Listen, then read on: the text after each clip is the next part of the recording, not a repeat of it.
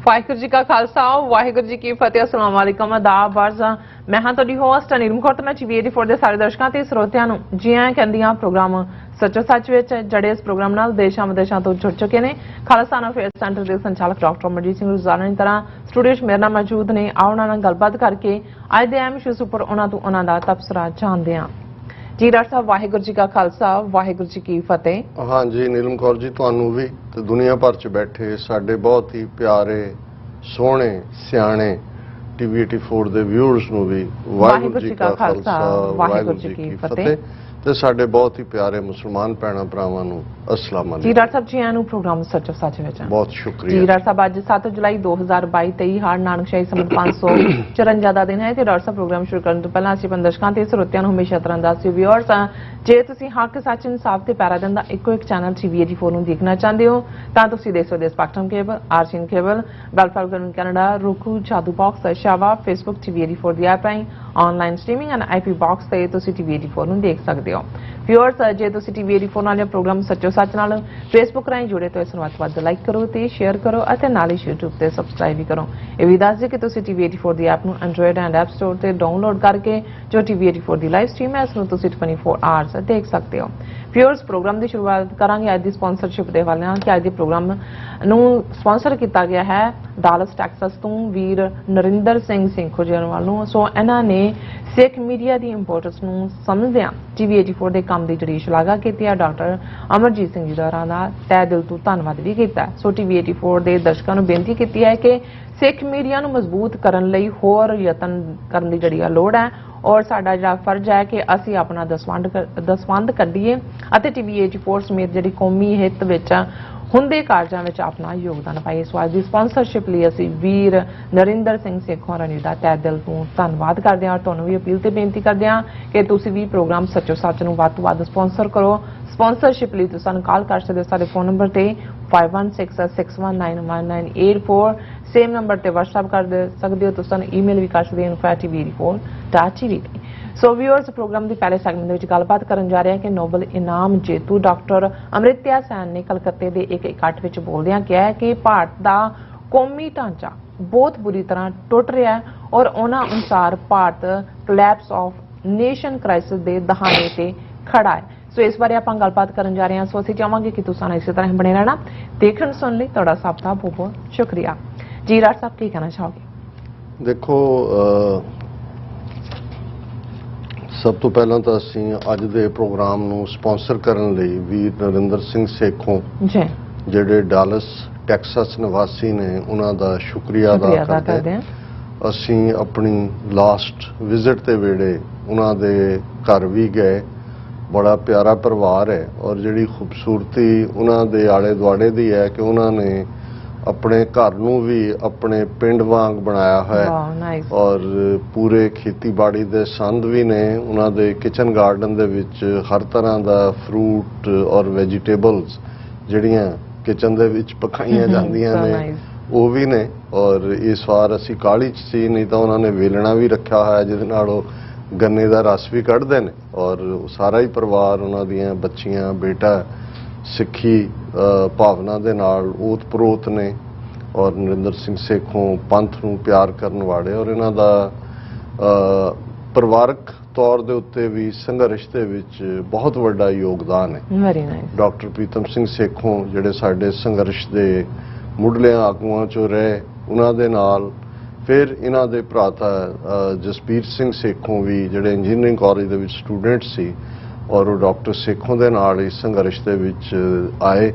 ਉਹਨਾਂ ਦੀ ਵੀ ਸ਼ਹਾਦਤ ਹੋਈ। ਹਾਲਾਂਕਿ ਕਈ ਵਾਰ ਆਪਣੇ ਗੈਰ ਜ਼ਿੰਮੇਵਾਰ ਕਿਸਮ ਦੇ ਲੋਕ ਕਈ ਕੁਝ ਕਹਾਣੀਆਂ ਜੋੜ ਦਿੰਦੇ ਨੇ ਪਰ ਮੈਂ ਸਮਝਦਾ ਕਿ ਇਹ ਸੌਖਾ ਨਹੀਂ ਹੁੰਦਾ ਕਿ ਜਦੋਂ ਕੋਈ ਆਪਣੇ ਬ੍ਰਿਲੀਅੰਟ ਕੈਰੀਅਰ ਨੂੰ ਛੱਡ ਕੇ ਇਸ ਪਾਸੇ ਲੱਗਦਾ ਹੈ ਔਰ ਆਪਣੀ ਜ਼ਿੰਦਗੀ ਕੁਰਬਾਨ ਕਰ ਦਿੰਦਾ ਹੈ। ਹਾਲਾਂ ਬਹੁਤ ਸਾਰੇ ਸਰਕਮਸਟੈਂਸਿਸ ਐਸੇ ਹੁੰਦੇ ਨੇ ਜਿਨ੍ਹਾਂ ਤੇ ਉੱਤੇ ਪਰਦਾਪੋਸ਼ੀ ਹੋ ਜਾਂਦੀ ਹੈ ਕਦੇ ਪਰਦਾ ਚੁੱਕਿਆ ਹੀ ਨਹੀਂ ਜਾਂਦਾ ਔਰ ਜੇ ਅਸੀਂ ਭਾਰਤੀ ਏਜੰਸੀਆਂ ਦੇ ਕੰਮ ਕਰਨ ਦੇ ਢੰਗ ਨੂੰ ਦੇਖੀਏ ਤੇ ਉਹਨਾਂ ਏਜੰਸੀਆਂ ਨੇ ਸਿਰਫ ਭਾਰਤ ਵਿੱਚ ਹੀ ਆਪਣੀ ਡਰਟੀ ਗੇਮ ਨਹੀਂ ਖੇਡੀ ਬਾਹਰਲੇ ਮੁਲਕਾਂ ਦੇ ਵਿੱਚ ਵੀ ਔਰ ਗੁਆਂਢੀ ਮੁਲਕ ਦੇ ਵਿੱਚ ਵੀ ਉਹਨਾਂ ਨੇ ਆਪਣੀ ਇੰਟਰਫੇਰੈਂਸ ਕਿਉਂਕਿ ਉਹਨਾਂ ਨੇ ਆਪਣੇ ਏਜੰਟ ਜਿਹੜੇ ਬਾਹਰਲੇ ਮੁਲਕਾਂ ਰਾਹੀਂ ਵੀ ਔਰ ਉਹਨਾਂ 'ਚ ਬੈਠੇ ਵੀ ਜਿਹੜੇ ਨੇ ਉਹਨਾਂ 'ਚੋਂ ਕਿਵੇਂ ਮੈਨੀਪੂਲੇਟ ਕੀਤੇ ਜਾਂਦੇ ਨੇ, ਕੀ ਕੀਤਾ ਜਾਂਦਾ ਹੈ। ਕਿਉਂਕਿ ਇਸ ਕਿਸਮ ਦਾ ਜਦੋਂ ਸੰਘਰਸ਼ ਚੱਲਦਾ ਹੈ ਤੇ ਤੁਹਾਡੇ ਕੋਲ ਕੋਈ ਵੀ ਐਸਾ ਛਾਨਣਾ ਨਹੀਂ ਹੁੰਦਾ ਜਿਹੜਾ ਤੁਸੀਂ ਬਿਲਕੁਲ ਬਰੀਕੀ ਦੇ ਨਾਲ, ਹਾਲਾਂ ਬਹੁਤ ਵਾਰ ਜਿਹੜੇ ਫੋਰਸਿਸ ਦੇ ਜਨਰਲਸ ਹੁੰਦੇ ਨੇ ਉਹ ਆਇਡੈਂਟੀਫਾਈ ਕਰਦੇ ਨੇ, ਪਰ ਏਜੰਸੀਆਂ ਦਾ ਇੱਕ ਆਪਣਾ ਕੰਮ ਕਰਨ ਦਾ ਤਰੀਕਾ ਹੁੰਦਾ ਹੈ। ਸੋ ਕਈ ਵਾਰ ਜਿਹੜੇ ਚੰਗੇ ਭਲੇ ਲੋਕ ਕੁਰਬਾਨ ਹੋਏ ਹੁੰਦੇ ਨੇ ਸੰਘਰਸ਼ ਦੇ ਰਾਹ 'ਚ, ਉਹਨਾਂ ਨੂੰ ਅਸੀਂ ਜਿਹੜਾ ਹੈ ਉਹਨਾਂ ਦਾ ਬਣਦਾ ਰੁਤਬਾ, ਬਣਦਾ ਸਤਿਕਾਰ ਦੇਣ ਦੀ ਥਾਂ ਬਹੁਤ ਵਾਰ ਜਿਹੜਾ ਹੈ ਉਹ ਸਵਾਲੀਆ ਨਿਸ਼ਾਨ ਲਾ ਦਿੰਦੇ।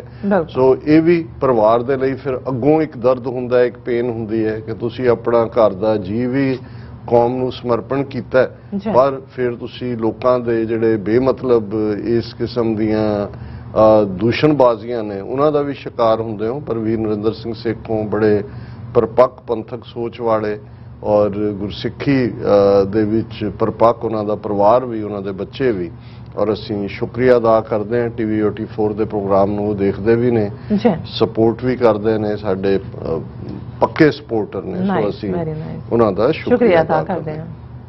ਭਾਰਤ ਅਕਸਰ ਰੋਜ਼ਾਨਾ ਇੱਕ ਅੱਧਾ ਟੌਪਿਕ ਇਸ ਕਿਸਮ ਦਾ ਸਾਹਮਣੇ ਆ ਜਾਂਦਾ ਹੈ, ਕਿਉਂਕਿ ਇਹਦੇ ਬਾਵਜੂਦ ਕਿ ਭਾਰਤ ਦੇ ਵਿੱਚ ਇੰਟੈਲੈਕਚੁਅਲਸ ਵਿਕੇ ਹੋਏ ਨੇ, ਮੁੱਖ ਧਾਰਾ ਮੀਡੀਆ ਤਾਂ ਉਹਦਾ ਨਾਂ ਹੀ ਗੋਦੀ ਮੀਡੀਆ ਬਣ ਗਿਆ।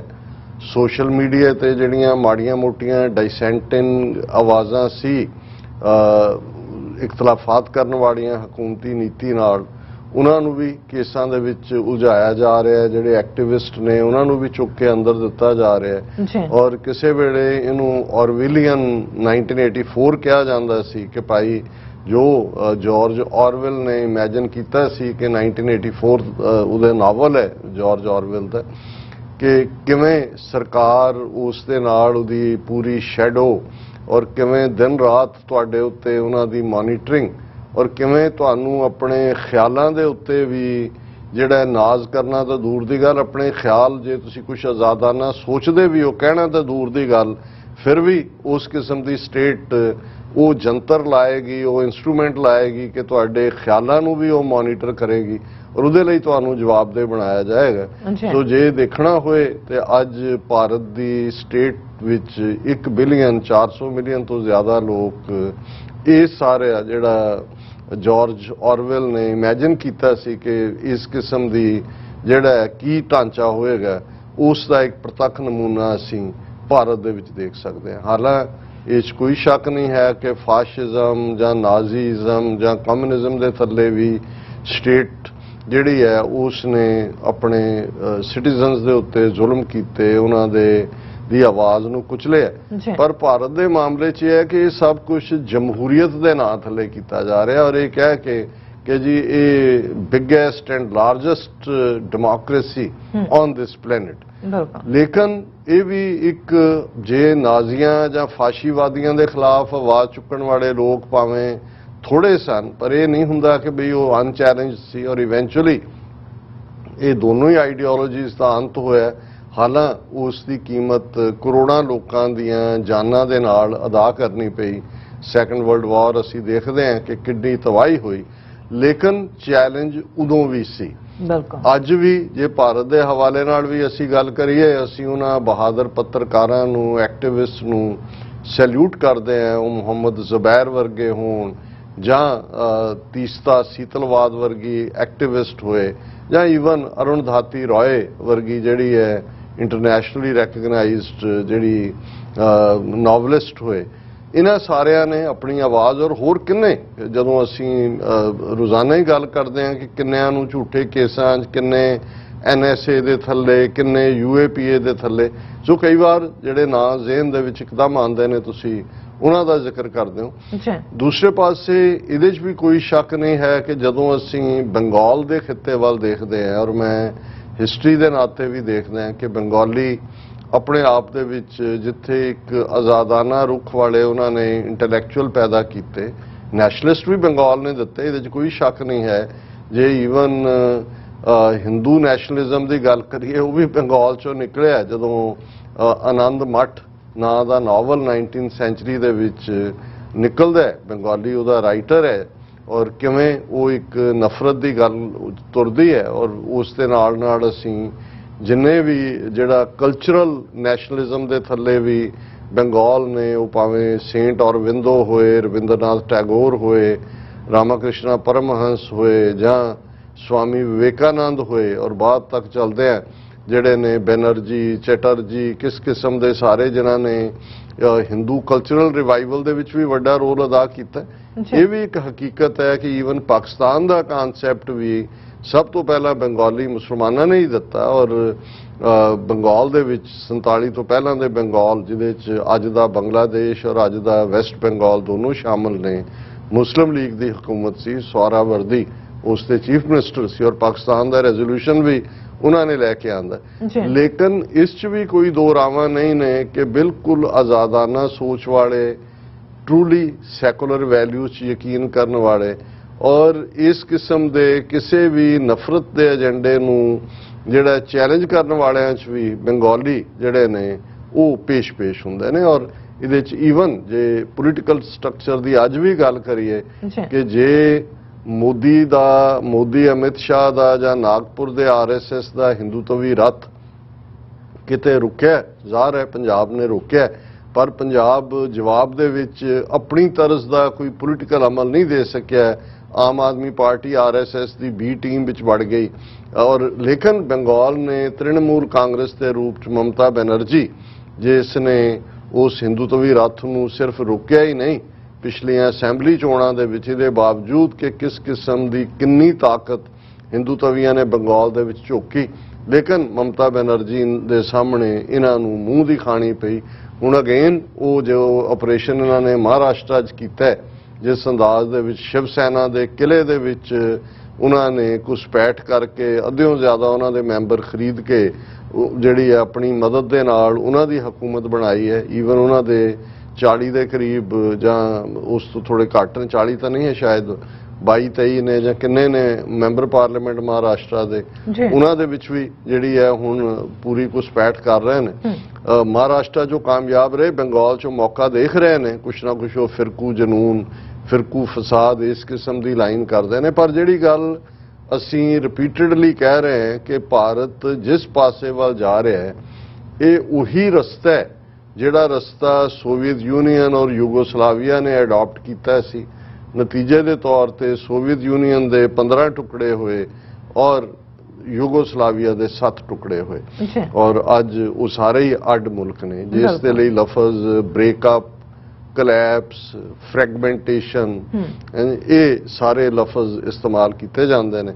ਔਰ ਭਾਰਤ ਕਿਵੇਂ ਉਸ ਪਾਸੇ ਵਾਲੀ ਵੱਧ ਰਿਹਾ ਹੈ, ਜਿਹੜੀਆਂ ਉਹਨਾਂ ਦੀਆਂ ਦਮਨਕਾਰੀ ਨੀਤੀਆਂ ਨੇ, ਆਪਰੇਸ਼ਨ ਉਹਨਾਂ ਦਾ ਟੂਲ ਹੈ।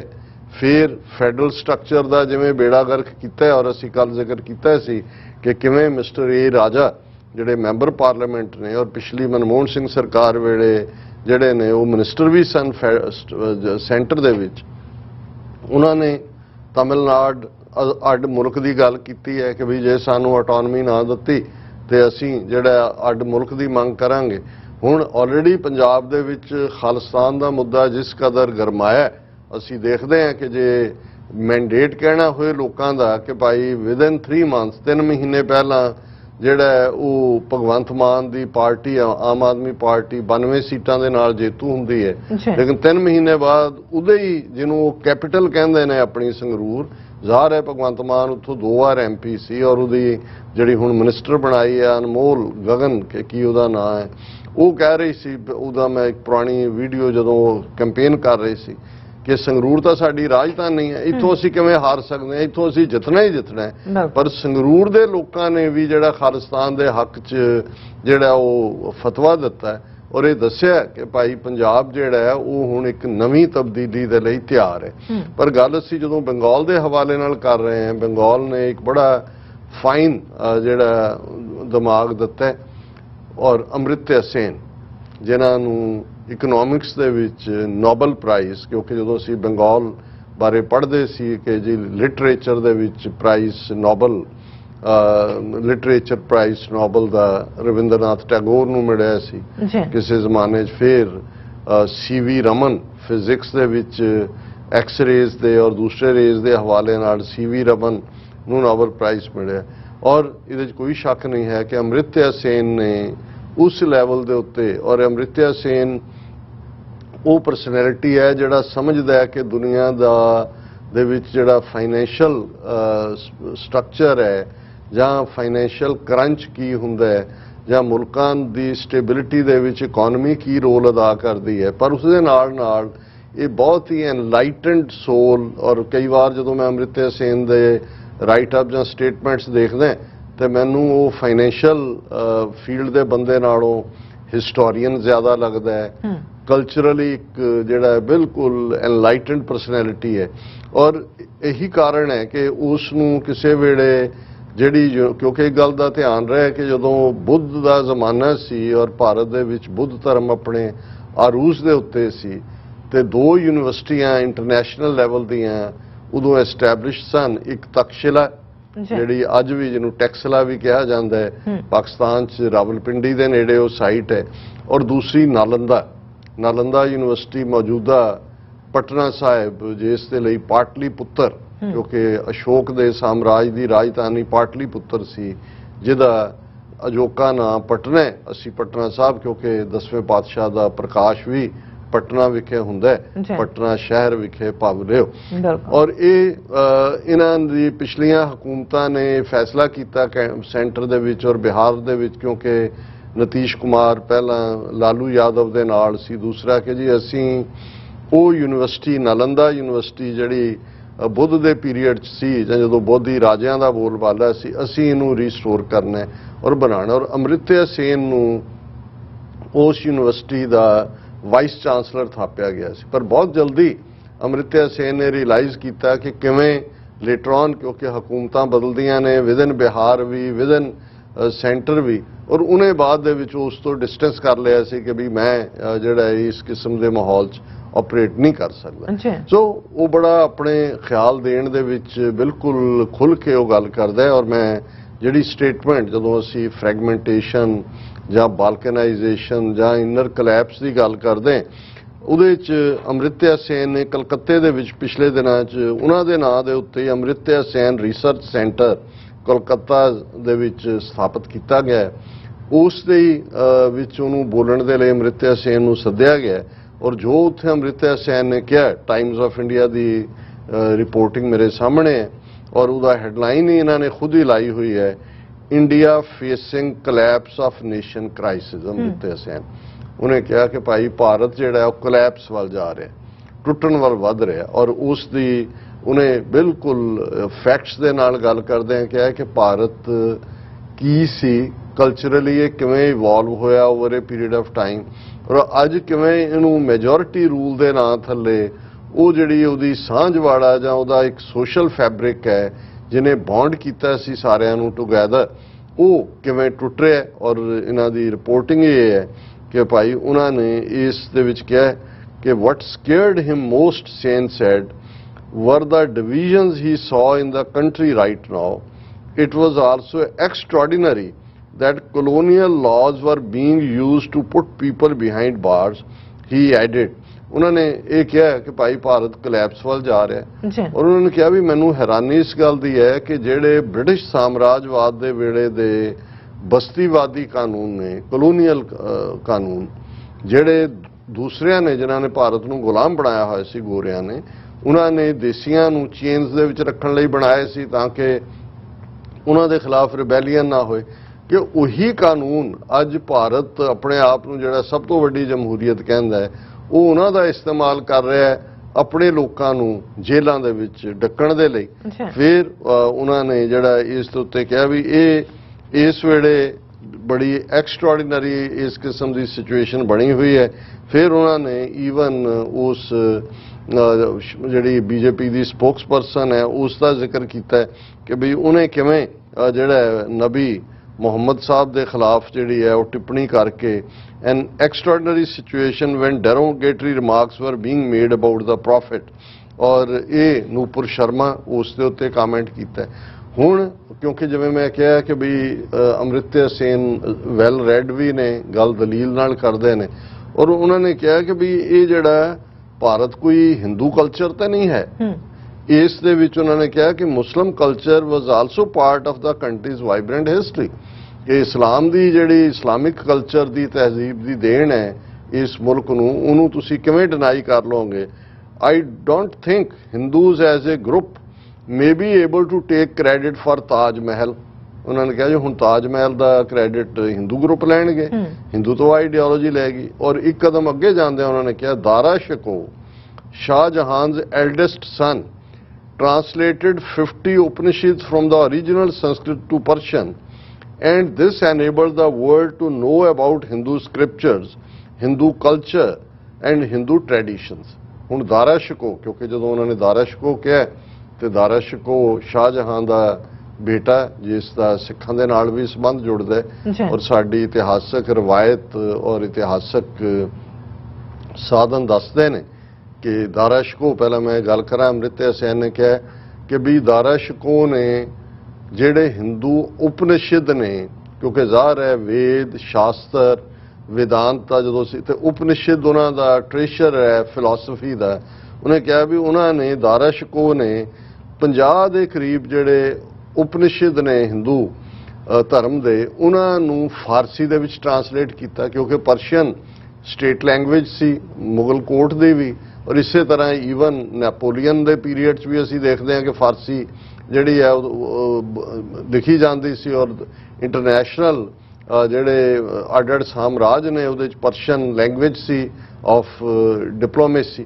ਹੁਣ ਜਦੋਂ ਦਾਰਾ ਸ਼ਿਕੋ ਨੇ 50 ਉਪਨਿਸ਼ਦ ਫਾਰਸੀ ਦੇ ਵਿੱਚ ਟਰਾਂਸਲੇਟ ਕੀਤੇ ਤੇ ਜ਼ਾਹਰ ਹੈ ਪਰਸ਼ੀਅਨ ਤੋਂ ਉਹ ਯੂਰਪ ਚ ਪਹੁੰਚੇ, ਬਾਅਦ ਚ ਉਹਦੀ ਇੰਗਲਿਸ਼ ਗ੍ਰੀਕ ਕਈ ਜ਼ਬਾਨਾਂ ਦੇ ਵਿੱਚ ਟਰਾਂਸਲੇਸ਼ਨ ਹੋਈ।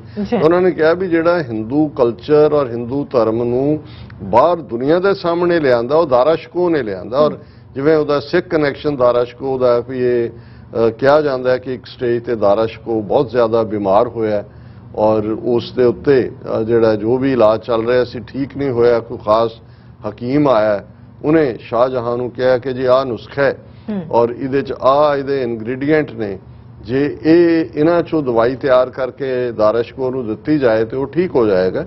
ਔਰ ਜਿਵੇਂ ਸਾਡੀ ਪਰੰਪਰਾ ਦੱਸਦੀ ਹੈ ਕਿ ਉਹਦੇ ਚ ਇੱਕ ਖਾਸ ਨਾਪ ਤੋਲ ਦੀਆਂ ਖਾਸ ਮੇਸ਼ਰ ਦੀਆਂ ਹਰੜਾਂ ਸੀ ਜਿਹੜੀਆਂ ਭਾਰਤ ਭਰ ਦੇ ਵਿੱਚ ਜਿੱਥੇ ਜਿੱਥੇ ਮੁਗਲਿਆ ਰਾਜ ਸੀ ਉੱਥੇ ਕਿਤੇ ਵੀ ਅਵੇਲੇਬਲ ਨਹੀਂ ਸੀ। ਔਰ ਉਹਨਾਂ ਦੇ ਇੱਕ ਦਰਬਾਰੀ ਨੇ ਕੋਰਟ 'ਚ ਕਿਹਾ ਸ਼ਾਹਜਹਾਂ ਨੂੰ ਕਿ ਗੁਰੂ ਹਰਰਾਏ ਸਾਹਿਬ ਉਦੋਂ ਗੁਰਗੱਦੀ ਤੇ ਸਨ ਔਰ ਕੀਰਤਪੁਰ ਸਾਹਿਬ ਜਿਹਨੂੰ ਸਿਟੀ ਆਫ ਗਾਰਡਨਸ ਕਿਹਾ ਜਾਂਦਾ, ਬਾਗਾਂ ਦਾ ਸ਼ਹਿਰ, ਔਰ ਗੁਰੂ ਹਰਰਾਏ ਸਾਹਿਬ ਨੇ ਬਹੁਤ ਵੱਡਾ ਹਰਬੇਰੀਅਮ ਜਿਹਦੇ 'ਚ ਬਹੁਤ ਅੱਡ-ਅੱਡ ਤਰ੍ਹਾਂ ਦੇ ਮੈਡੀਸੀਨਲ ਪਲਾਂਟਸ ਜਿਹੜੇ ਨੇ ਉਹ ਪਲਾਂਟ ਕੀਤੇ ਹੋਏ ਸੀ, ਲਾਏ ਹੋਏ ਸੀ। ਉਹਨਾਂ ਨੇ ਕਿਹਾ ਜੀ ਕਿ ਉਹਨਾਂ ਦੇ ਕੋਲ ਇੱਕ ਬਹੁਤ ਵੱਡਾ ਉਹਨਾਂ ਨੇ ਹਰਬੇਰੀਅਮ ਜਿਹੜਾ ਹੈ ਉਹ ਮੈਡੀਸੀਨਲ ਪਲਾਂਟਸ ਹੈ, ਉੱਥੇ ਸੁਨੇਹਾ ਦੇਖ ਕੇ ਭੇਜੋ ਕਿ ਵੀ ਜੇ ਉੱਥੋਂ ਅਵੇਲੇਬਲ ਹੋਵੇ। ਔਰ ਉੱਥੋਂ ਉਹਦਾ ਜਿਹੜਾ ਸੁਨੇਹਾ ਆਇਆ। ਹਾਲਾਂ ਉਸ ਤੋਂ ਪਹਿਲਾਂ ਸ਼ਾਹਜਹਾਂ ਦੀਆਂ ਫੌਜਾਂ 4 ਜੰਗਾਂ 6ਵੇਂ ਪਾਤਸ਼ਾਹ ਗੁਰੂ ਹਰਗੋਬਿੰਦ ਸਾਹਿਬ ਨਾਲ ਲੜ ਚੁੱਕੀਆਂ ਸੀ, ਜਿਨ੍ਹਾਂ ਦੇ ਵਿੱਚ ਅੰਮ੍ਰਿਤਸਰ ਦੀ ਜੰਗ, ਹਰਗੋਬਿੰਦਪੁਰ ਸਾਹਿਬ ਦੀ ਜੰਗ, ਕਰਤਾਰਪੁਰ ਦੀ ਜੰਗ ਜਿਹੜਾ ਕਰਤਾਰਪੁਰ ਜਲੰਧਰ ਦੇ ਨੇੜੇ, ਔਰ ਮਹਿਰਾਜ ਦੀ ਜੰਗ ਜਿਹੜਾ ਬਠਿੰਡੇ 'ਚ ਹੈ। ਲੇਕਿਨ ਇਹਦੇ ਬਾਵਜੂਦ ਜਦੋਂ ਉਹਦੀ ਰਿਕੁਐਸਟ ਆਈ ਔਰ ਗੁਰੂ ਸਾਹਿਬ ਨੇ ਆਪਣੇ ਬਾਗ ਉਹ ਮਿਲ ਗਈਆਂ, ਉਹ ਜੋ ਵੀ ਉਹਨਾਂ ਦੀ ਰਿਕੁਆਇਰਮੈਂਟ ਸੀ ਉਹ ਭੇਜੀਆਂ, ਉਹਦੀ ਦਵਾਈ ਤਿਆਰ ਹੋਈ ਔਰ ਦਾਰਾ ਸ਼ਿਕੋ ਬਿਲਕੁਲ ਤੰਦਰੁਸਤ ਹੋਇਆ। ਔਰ ਬਾਅਦ ਦੇ ਵਿੱਚ ਉਹ ਸ਼ੁਕਰੀਆ ਅਦਾ ਕਰਨ ਦੇ ਲਈ ਦਾਰਾ ਸ਼ਿਕੋ ਕੀਰਤਪੁਰ ਸਾਹਿਬ ਵੀ ਆਇਆ। ਔਰ ਇਕੱਲਾ ਇਹੀ ਕਨੈਕਸ਼ਨ ਨਹੀਂ ਹੈ, ਈਵਨ ਜਦੋਂ ਸ਼ਾਹਜਹਾਂ ਦੀ ਮੌਤ ਹੋਈ ਔਰ ਉਹਦੇ ਲੜਕਿਆਂ ਦੇ ਵਿੱਚ ਆਜ਼ਮ ਔਰ ਔਰੰਗਜ਼ੇਬ ਔਰ ਦਾਰਾ ਸ਼ਿਕੋ ਸਭ ਤੋਂ ਵੱਡਾ ਸੀ, ਸ਼ਾਹਜਹਾਂ ਨੇ ਉਹਨੂੰ ਗੱਦੀ ਦਿੱਤੀ ਹੋਈ ਸੀ। ਉਹਨਾਂ 'ਚ ਪੁੱਤਰਾਂ ਦੇ ਵਿੱਚ ਜਿਹੜੀ ਹੈ ਉਹ ਗੱਦੀ ਦੇ ਲਈ ਲੜਾਈ ਸ਼ੁਰੂ ਹੋਈ ਤੇ ਦਾਰਾ ਸ਼ਿਕੋ ਜਿਹੜਾ ਸਕਾਲਰਲੀ ਸੀ, ਸੂਫੀ ਸੀ, ਫਕੀਰਾਨਾ ਸੀ। ਔਰੰਗਜ਼ੇਬ ਜਿਹੜਾ ਵਾਰ ਹਾਰਡਨਡ ਜਿਹੜਾ ਉਹ ਲੜਾਕਾ ਸੀ, ਆਲਰੇਡੀ ਸਾਊਥ ਦੇ ਵਿੱਚ ਕਾਬਲ ਵੀ ਉਹਨੇ ਕੰਕਰ ਕੀਤਾ ਹੋਇਆ ਸੀ। ਸੋ ਔਰੰਗਜ਼ੇਬ ਦੀ ਫੌਜ ਦੇ ਸਾਹਮਣੇ ਉਹ ਟਿਕ ਨਹੀਂ ਸਕਿਆ ਔਰ ਉਹਦੀ ਫੌਜ ਉੱਥੋਂ ਭੱਜਣ ਲੱਗੀ ਔਰ ਔਰੰਗਜ਼ੇਬ ਦੀ ਫੌਜ ਪਿੱਛਾ ਕਰ ਰਹੀ ਸੀ। ਔਰ ਇਸ ਗੱਲ ਦਾ ਧਿਆਨ ਰਹੇ ਕਿ ਦਰਿਆ ਬਿਆਸਾ ਜਿਹੜਾ ਹੈ ਇਹ ਇੱਕ ਗੈਟ ਆਊਟ ਪੁਆਇੰਟ ਵੀ ਸੀ ਜਦੋਂ ਤੁਸੀਂ ਪੰਜਾਬ ਚੋਂ ਨਿਕਲਣਾ ਹੈ ਔਰ ਬਿਆਸਾ ਫਿਰ ਤੁਸੀਂ ਦੂਸਰਾ ਕ੍ਰਾਸ ਕਰਕੇ ਸਿੰਧ ਵੱਲ ਉਹ ਜਾਣਾ ਚਾਹੁੰਦਾ ਸੀ ਦਾਰਾ ਸ਼ਿਕੋ, ਅੱਗੇ ਈਰਾਨ ਵੱਲ ਨਿਕਲਣਾ ਚਾਹੁੰਦਾ ਸੀ ਕਿਉਂਕਿ ਈਰਾਨ ਦੇ ਵਿੱਚ ਥੋੜਾ ਬਹੁਤ ਸਿੰਪਥੀ, ਜਿਵੇਂ ਹਮਾਯੂ ਵੀ ਜਦੋਂ ਦੌੜਿਆ तो उन्हें ईरान शेरशाह सूरी तो ईरान ही हो गया और उन्हें ये पता सी कि फौज उहदा पिछा कर रही है। उन्हें सुनेहा भेजिया गुरु हरराय साहब नूं कि मेरी मदद करो। गुरु हरराय साहब जिन्हां ने हालां कोई जंग नहीं लड़ी पर 2200 घोड़सवार हमेशा उन्हां दे नाल हुंदे सी। जो जिहड़ा 6वें पातशाह दा हुक्म सी वो दरिया दे उत्ते आए। उन्हां ने जिन्नियां बेड़ियां अवेलेबल सन वो सारियां जिहड़ियां ने वो किराए ते लै लईआं और सिख जिहड़े ने दरिया दे विच किश्तियां दे विच जिहनूं वाटर गेम्स उन्हां दे विच रुझ गए। जदों हुण उहदी फौज औरंगजेब दी पिछे आई तो उदों तक शाम भी हो चुकी सी और उन्होंने देखा कि भाई इहदे च इनफ साडे कोल है नहीं जिन्नी फौज क्रॉस कराउण लई चाहीदी है। सो फौज रुकी और दारा शिकोह जिहड़ा वो सेफली उत्थों निकल गया पर बाद दे विच उहदे नाल दे किसी ने गद्दारी कीती वो लियांदा गया और औरंगजेब ने उन्होंने बड़े ਜ਼ਾਲਮਾਨਾ ढंग नाल मार के जिहड़ा वो खोते दी खल दे विच जिहड़ा उस नूं मड़वा दिता और बहुत जलील कीता। लेकिन ये भी एक रीजन सी कि भी जदों बाद दे विच सद्दिया जांदा है गुरु हरराय साहब नूं औरंगजेब वालों दिल्ली दरबार च ते एक चार्ज ये भी सी कि तुसी दारा शिकोह दी मदद कीती। वो आप तो नहीं गए अपने बेटे राम राय नूं उन्होंने भेजे। एक वक्री कहानी है लेकिन मैं जदों अमृत्य सेन दा दारा शिकोह कनैक्शन देखिया तो मैं आख्या भाई इस दारा शिकोह नूं बिल्ड करन दे विच जां इहनूं जिंदगी देण दे विच गुरु साहबान दा और जिहड़ा बाद दे विच भी उन्होंने सेफ करन सिखां दा हथ है। फिर उन्होंने दूसरी गल म्यूजिक दी कीती। उन्होंने कहा the ragas and music by Ravi Shankar and Ali Akbar Khan are also evidence of people of different religions collaborating to create magic.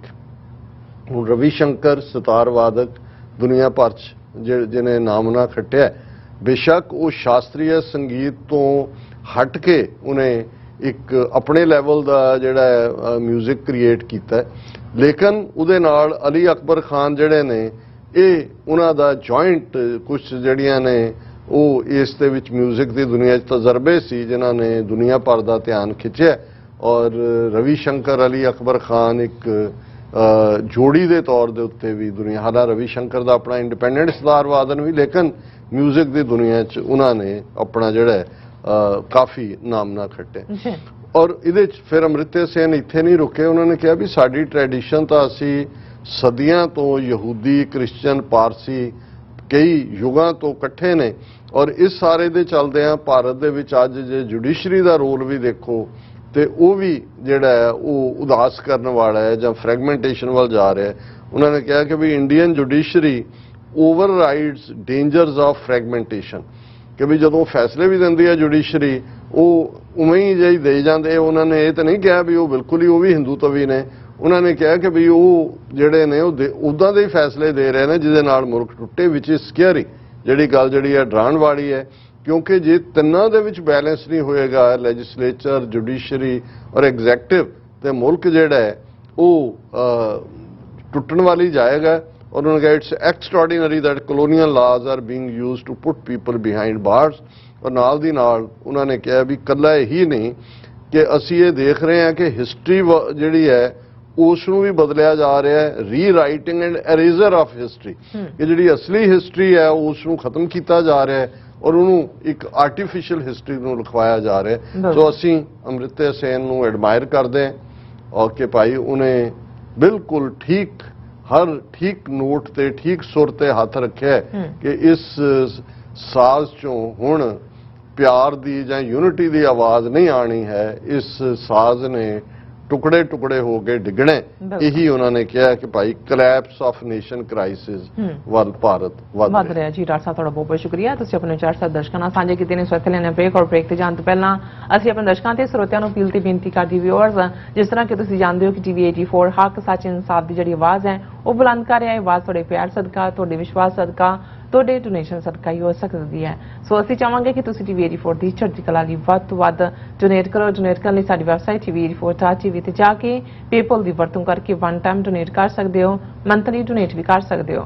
तुसीं टीवी 84 के नाम से चैक बना के सानूं मेल भी कर सकते हो साडे इस पते ते 36-01 37th avenue Long Island city New York 11101 USA जां फिर तुसीं सानूं फोन राਹੀਂ भी संपर्क कर सकते हो साडे फोन नंबर ते 5166191984 ਤੁਸੀਂ ਸਾਨੂੰ ਈਮੇਲ ਵੀ ਕਰ ਸਕਦੇ ਹੋ info@tv4.tv ਤੇ।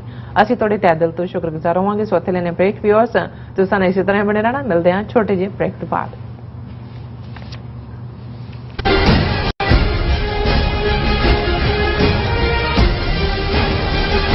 ਕੀ ਤੁਸੀਂ ਰੋਜ਼ਾਨਾ ਕੰਮ ਤੇ ਆਪਣਾ ਵਧੇਰੇ ਸਮਾਂ ਬਿਤਾਉਣ ਤੋਂ ਪਰੇਸ਼ਾਨ ਹੋ? ਆਪਣੀ ਪੂੰਜੀ ਨੂੰ ਕੰਮ ਤੇ ਲਗਾਓ, ਸਾਡੇ ਨਾਲ ਇਨਵੈਸਟ ਕਰੋ। ਅਸੀਂ ਤੁਹਾਡੀ ਪੂੰਜੀ ਤੋਂ ਤੁਹਾਡੇ ਲਈ ਵਧੇਰੇ ਪੈਸੇ ਬਣਾ ਸਕਦੇ ਹਾਂ। ਅਸੀਂ ਪ੍ਰਾਈਵੇਟ ਇਕੁਇਟੀ ਇਨਵੈਸਟਮੈਂਟ ਫਰਮ ਹਾਂ ਤੇ ਕਮਰਸ਼ੀਅਲ ਰੀਅਲ ਏਸਟੇਟ ਵਿੱਚ ਮਾਹਿਰ ਹਾਂ। Property management, leasing, asset management, commercial real estate investment ਵਿੱਚ ਸਾਰੀਆਂ ਸੇਵਾਵਾਂ ਲਈ ਅਮਰੀਕਾ ਭਰ ਵਿੱਚੋਂ ਤੁਸੀਂ ਸਾਡੇ ਤੱਕ ਪਹੁੰਚ ਕਰ ਸਕਦੇ ਹੋ। ਆਜ਼ਾਦ ਕਮਰਸ਼ੀਅਲ ਰੀਅਲਟੀ ਸਰਵਿਸਿਜ਼ ਤੇ Azad family trust, 701 north fort oak road, suite number 204, Houston, Texas. ਤੁਸੀਂ ਸਾਨੂੰ ਸਾਡੇ ਫੋਨ ਨੰਬਰ 7136861277 ਤੇ ਵੀ ਸੰਪਰਕ ਕਰ ਸਕਦੇ ਹੋ। ਆਜ਼ਾਦ ਕਮਰਸ਼ੀਅਲ ਰੀਅਲਟੀ ਸਰਵਿਸਿਜ਼। ਕੀ ਤੁਸੀਂ ਆਪਣੇ ਟੈਕਸਸ ਨੂੰ ਲੈ ਕੇ ਚਿੰਤਤ ਹੋ? ਤੁਸੀਂ ਆਪਣੀ ਕਮਾਈ ਲਈ ਮਿਹਨਤ ਕਰਦੇ ਹੋ, ਭਾਵੇਂ ਤੁਸੀਂ ਨੌਕਰੀ ਵਿੱਚ ਹੋਵੋ ਜਾਂ ਆਪਣਾ ਬਿਜ਼ਨਸ ਚਲਾਉਂਦੇ ਹੋ। ਜਦੋਂ ਟੈਕਸ ਭਰਨ ਦਾ ਸਮਾਂ ਆਉਂਦਾ ਹੈ ਤਾਂ ਤੁਹਾਨੂੰ ਇੱਕ ਭਰੋਸੇਯੋਗ ਟੈਕਸ ਅਕਾਊਂਟੈਂਟ ਦੀ ਲੋੜ ਹੈ ਜੋ ਟੈਕਸ ਬੈਲੈਂਸ ਦਾ ਤੁਹਾਡੇ ਪੱਖ ਵਿੱਚ ਜਾਣਾ ਯਕੀਨੀ ਬਣਾਵੇ। ਸਿਆਟਲ ਦੀ ਜਾਣੀ ਪਛਾਣੀ company accurate accountants and taxes ਤੁਹਾਡੀ ਸੇਵਾ ਵਿੱਚ ਹਾਜ਼ਰ ਹੈ। ਅਸੀਂ ਹਰ ਤਰ੍ਹਾਂ ਦੇ ਟੈਕਸ ਭਰਨ ਵਿੱਚ ਤੁਹਾਡੀ ਮਦਦ ਕਰਾਂਗੇ। ਟੈਕਸ ਸੰਬੰਧੀ ਕਿਸੇ ਵੀ ਤਰ੍ਹਾਂ ਦੇ ਸਵਾਲ ਲਈ ਅੱਜ ਹੀ ਸਾਡੇ ਤੱਕ ਪਹੁੰਚ ਕਰੋ। Accurate accountants and Texas.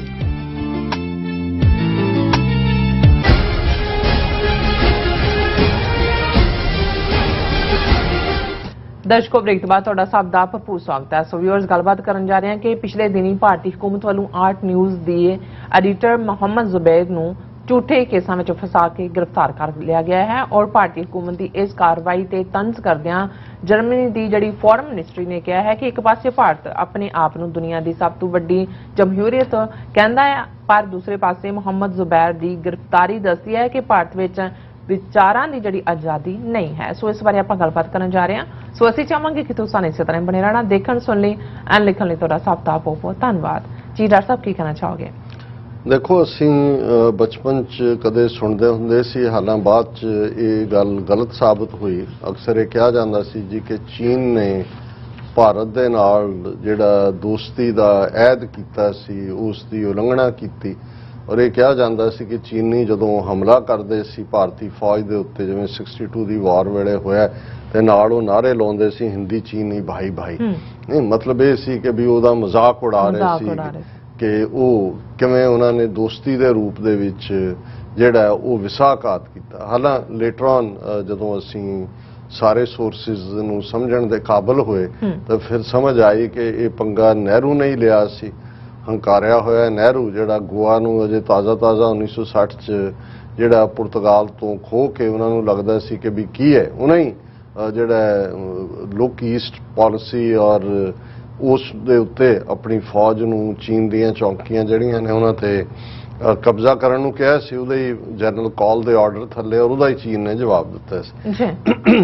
ਇਹ ਮੈਨੂੰ ਗੱਲ ਇਸ ਲਈ ਯਾਦ ਆਈ ਹਿੰਦੀ ਚੀਨੀ ਭਾਈ ਭਾਈ ਦੀ ਕਿ ਪਿਛਲੇ ਦਿਨਾਂ 'ਚ ਮੋਦੀ ਜਦੋਂ ਜਰਮਨ ਦੇ ਵਿੱਚ ਆਇਆ, ਹਾਲਾਂ G7 ਮੁਲਕਾਂ ਦੀ ਮੀਟ ਸੀ, ਉਹਨਾਂ ਦਾ ਸੰਮੇਲਨ ਸੀ, ਜਿਹੜੇ ਵੱਡੇ G7 ਦੇਸ਼ ਨੇ, ਪਰ ਉਹਨਾਂ ਨੇ ਇਹ ਦੱਸਦੇ ਆ ਕਿ ਜੀ ਅਸੀਂ ਕਿਉਂਕਿ G7 'ਚ ਅਮਰੀਕਾ, ਜਰਮਨੀ, ਯੂਕੇ, ਇਹ ਕੈਨੇਡਾ, ਇਹ ਸਾਰੀਆਂ ਡੈਮੋਕ੍ਰੇਸੀ ਸੀ ਯੂਰਪ ਦੀਆਂ ਜਾਂ ਨਾਰਥ ਅਮਰੀਕਾ ਦੀਆਂ, ਤੇ ਉਹਨਾਂ ਨੂੰ ਇਹ ਲੱਗਾ ਕਿ ਜੀ ਅਸੀਂ ਇਹਦਾ ਦਾਇਰਾ ਬ੍ਰੌਡਨ ਕਰੀਏ ਔਰ ਉਹਨਾਂ ਨੇ 5 ਉਹਨਾਂ ਮੁਲਕਾਂ ਨੂੰ ਵੀ ਦਾਵਤ ਦਿੱਤੀ G7 ਕਾਨਫਰੰਸ 'ਚ ਸ਼ਾਮਲ ਹੋਣ ਲਈ ਜਿਨ੍ਹਾਂ ਦੇ ਵਿੱਚ ਡੈਮੋਕ੍ਰੇਸੀ ਹੈ। ਉਹਨਾਂ ਦੇ ਕਹਿਣ ਮੁਤਾਬਕ ਉਹਨਾਂ ਦੇ ਵਿੱਚ Bharat, Indonesia, Argentina, south Africa ਤੇ ਸੈਨੇਗਲ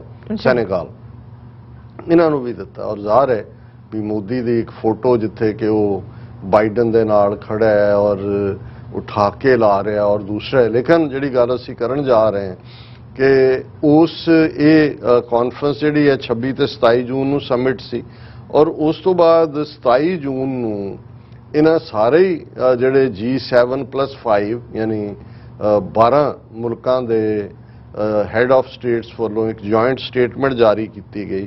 4 ਸਫ਼ਿਆਂ ਦਾ ਇਹ ਬਿਆਨ ਸੀ ਔਰ ਇਸ ਦੇ ਵਿੱਚ ਇਹ ਕਿਹਾ ਗਿਆ ਸੀ ਕਿ ਅਸੀਂ, ਉਹਦੇ 'ਚ ਸਾਰੇ ਮੁਲਕਾਂ ਦੇ ਨਾਂ ਨੇ, Germany, Argentina, Canada, France, India, Indonesia, Italy, Japan, Senegal, ਦੱਖਣੀ Africa, Britain, America, European Union ਦੇ ਨਾਲ ਮਿਲ ਕੇ ਜਮਹੂਰੀਅਤ ਨੂੰ ਮਜ਼ਬੂਤ ਕਰਨ ਦੇ ਲਈ ਅਸੀਂ ਵਚਨਬੱਧ ਹਾਂ।